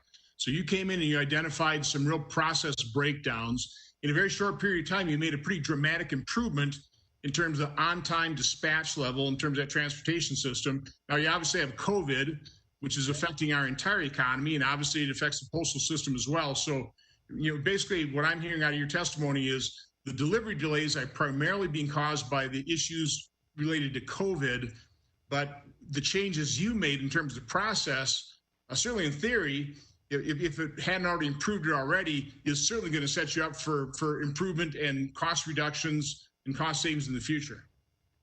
Yeah, so a substantial portion of our delays are related to COVID. I won't go as far as to not say that we had maybe a 4 or 5% hit on our service level for delayed all sorts of mail, marketing mail, everything, because it got stuck on a dock, and we're drastically bringing that down. And once that is aligned, we should have a smooth, running system at a much more high performance rate.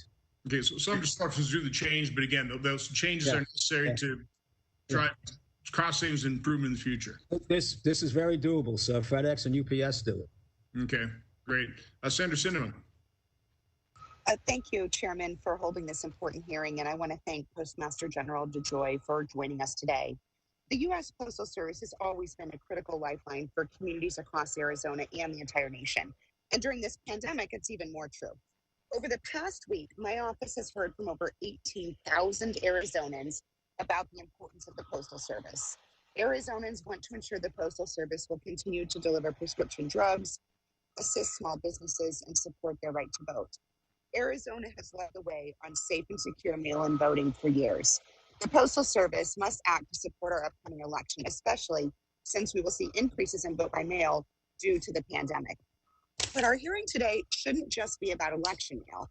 My constituents have also shared stories about prescriptions that took so long to arrive, they worry whether the medication is spoiled. Others are concerned their small business will go under without reliable postal service, or that rent checks and bill payments now take a week longer to reach their destination than just a few months ago. So, Mr. DeJoy, I'm pleased that you heeded requests from me and my colleagues to answer questions about the operational services the Postal Service is making.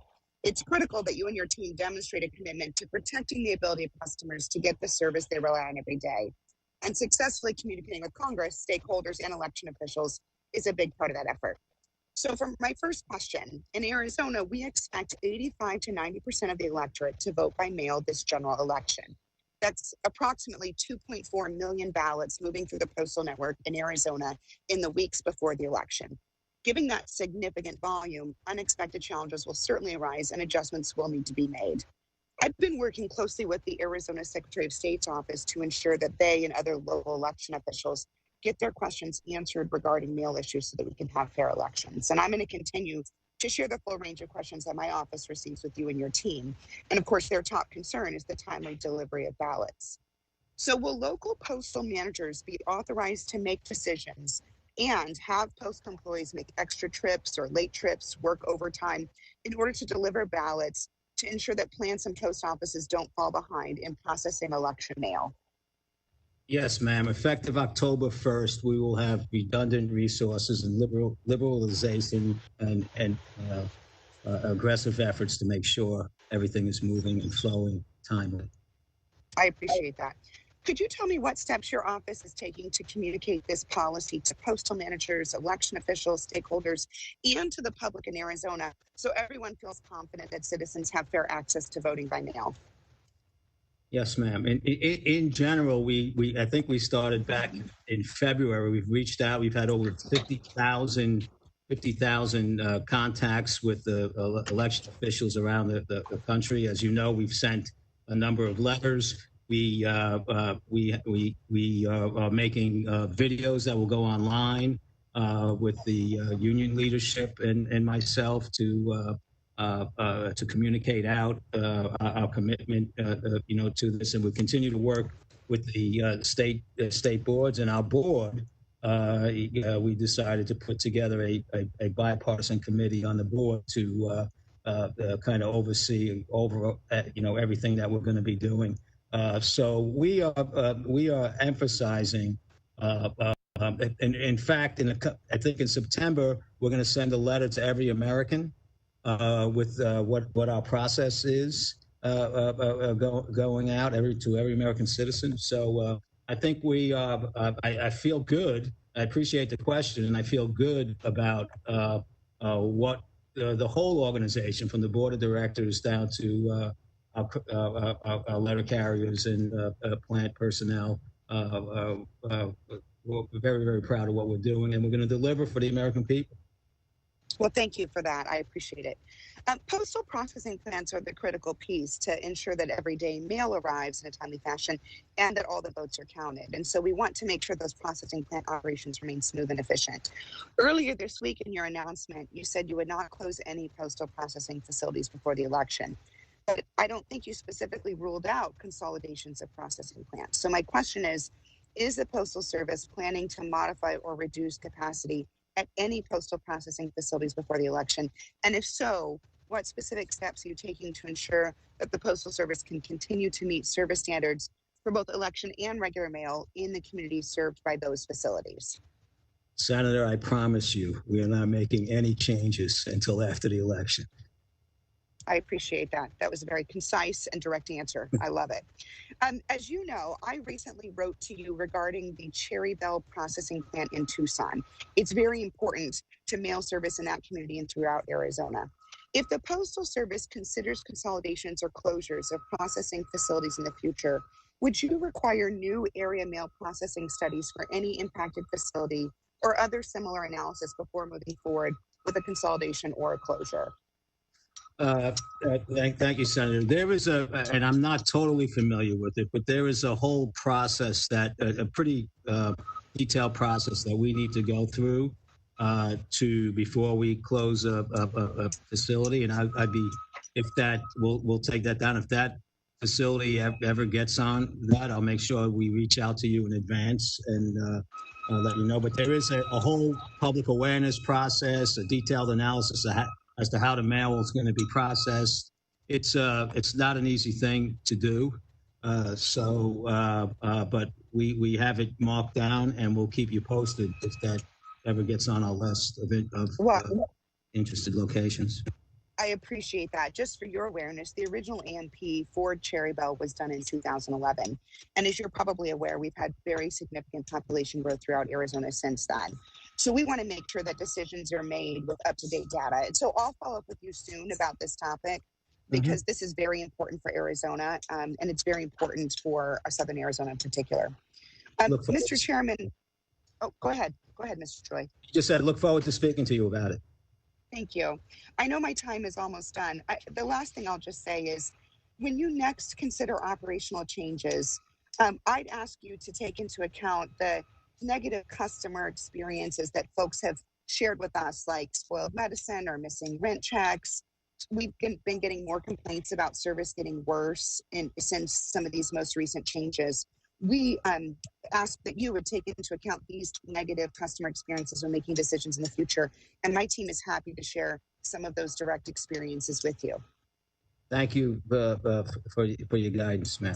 Appreciate it. Thank you so much for being with us today. And Mr. Chairman, thank you for this opportunity, and I yield back.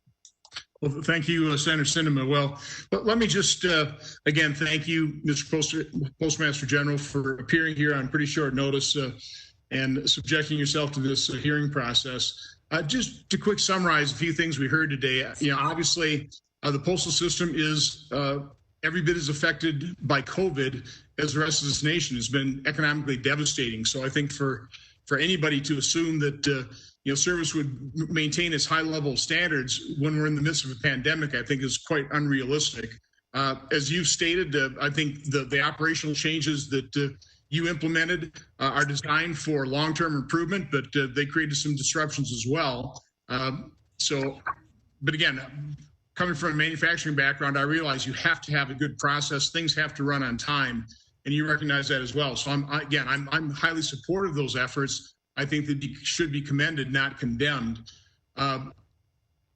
As I stated, there's no doubt there have been some unusual delays, COVID, some of these operational changes, but as I check with our constituent service folks, what they are also finding is the high volume of calls concerning postal complaints. The vast majority seem very highly scripted, like this could be a very well-organized effort, which doesn't surprise me in the slightest. There are fundraising emails from Senate candidates and Senate and the Democrat Senatorial Committee dating back as far as April, complaining about this postal issue. So I have no doubt the Democrats are ginning these issues and these problems up into something that it's not. A very false narrative, as I said, designed to extract a political advantage. And, you know, Mr. Postmaster General, I'm just very sorry that you are on the targeting end of this political hit piece. I think it's very unfortunate. It's very tragic. This is, as somebody else pointed out, this is part of the problem why we've not had postal reform, is how people take advantage of it. And again, the expectations, I appreciated Senator Ensley's very common sense a statement of a number of different facts. You've only been on the job 60 days. You've got a great background. I truly appreciate your willingness to serve this role. As you heard from the committee, we truly appreciate the hard work of the men and women of the U.S. Postal Service doing a good job delivering our mail. But we need reforms moving forward. So we might have an opportunity here. There may be another COVID relief package. It probably will include something for Postal. So if there's going to be dollars allocated, what I'm certainly asking you for is the information, the data, and the suggestions for true reforms. I think that's what's always been lacking as I've been in this position in terms of postal reform. It's always a taxpayer bailout absent of the types of reforms that we need to also make legislatively. So I really look for your guidance. I look for your data. It's another real shortcoming from my dealing with the U.S. Postal Service here. We just don't get the data that I think we really need to enact effective legislation. I'd like to actually enact effective legislation that's going to require cooperation with you and the postal workers. So again, you know, thank you for your service. Thank you for stepping in this role. I apologize for the fact that you've become a target in a political hit job. It's very unfortunate. But with that, Mr. Chairman, yeah, certainly. Would you yield to me for a minute or two, please? Absolutely. Yeah, thanks so much.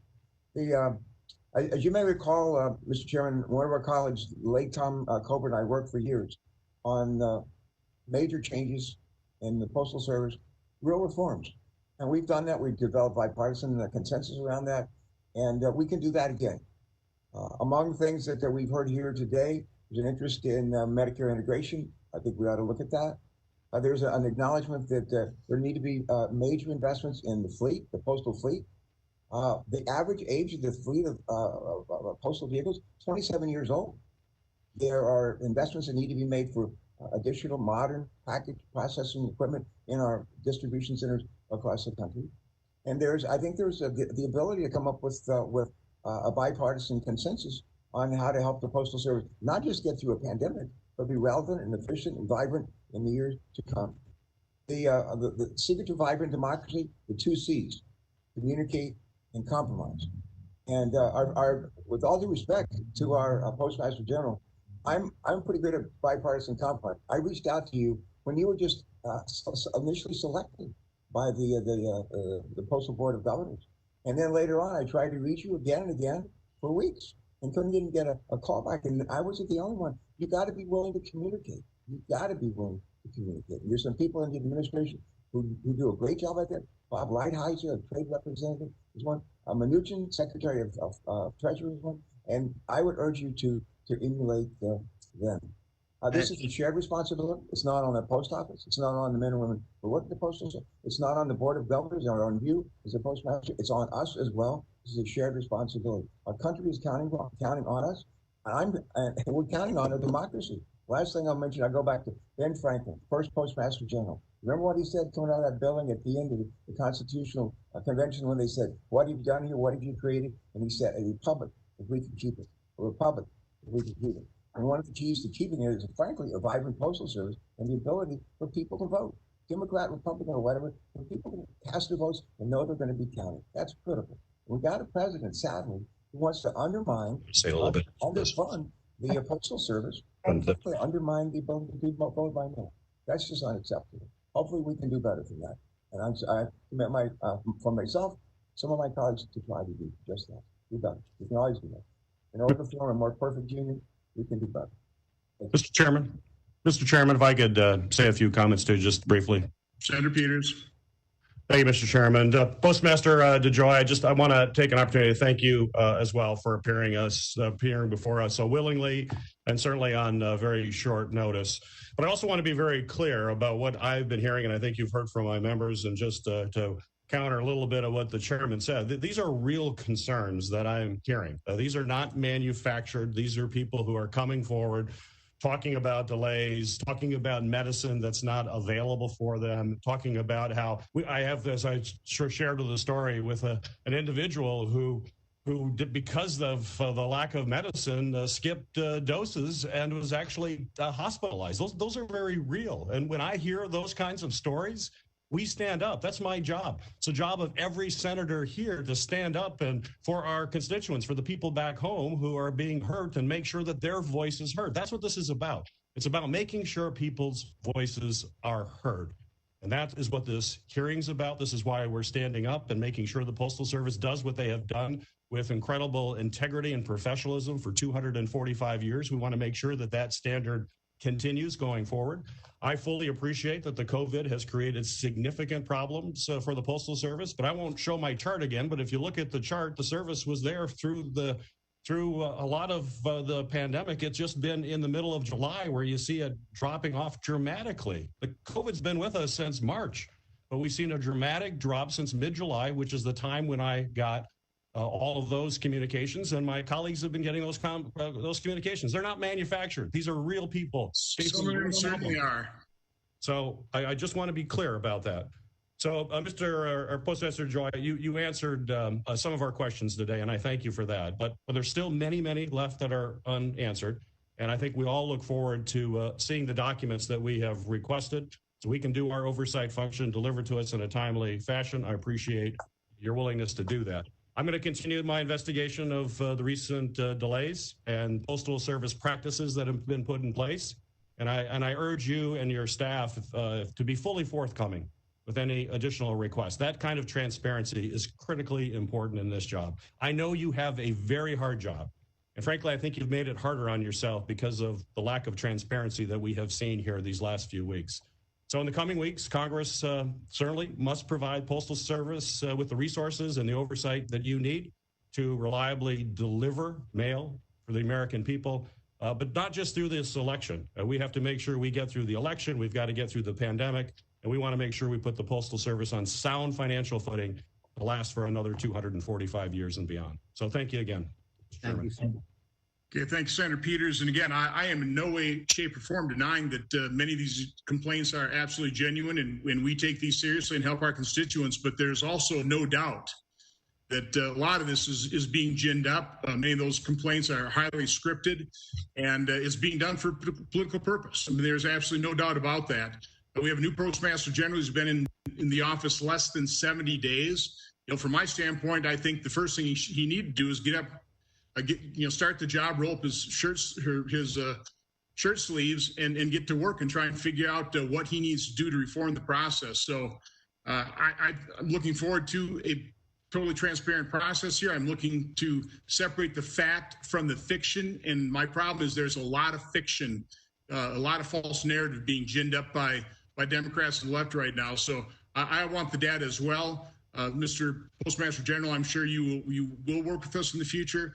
And that's what I'm basically giving you the opportunity to do. There's a possibility for a postal reform bill, even in this next COVID relief package, if there is one. So let's work in good faith. Thank you again for your service. Thank the men and women of the United States Postal Service for their service as well. The hearing record will remain open for 15 days until September 3rd at 5 p.m. for the submission of statements and questions for the record. This hearing is adjourned.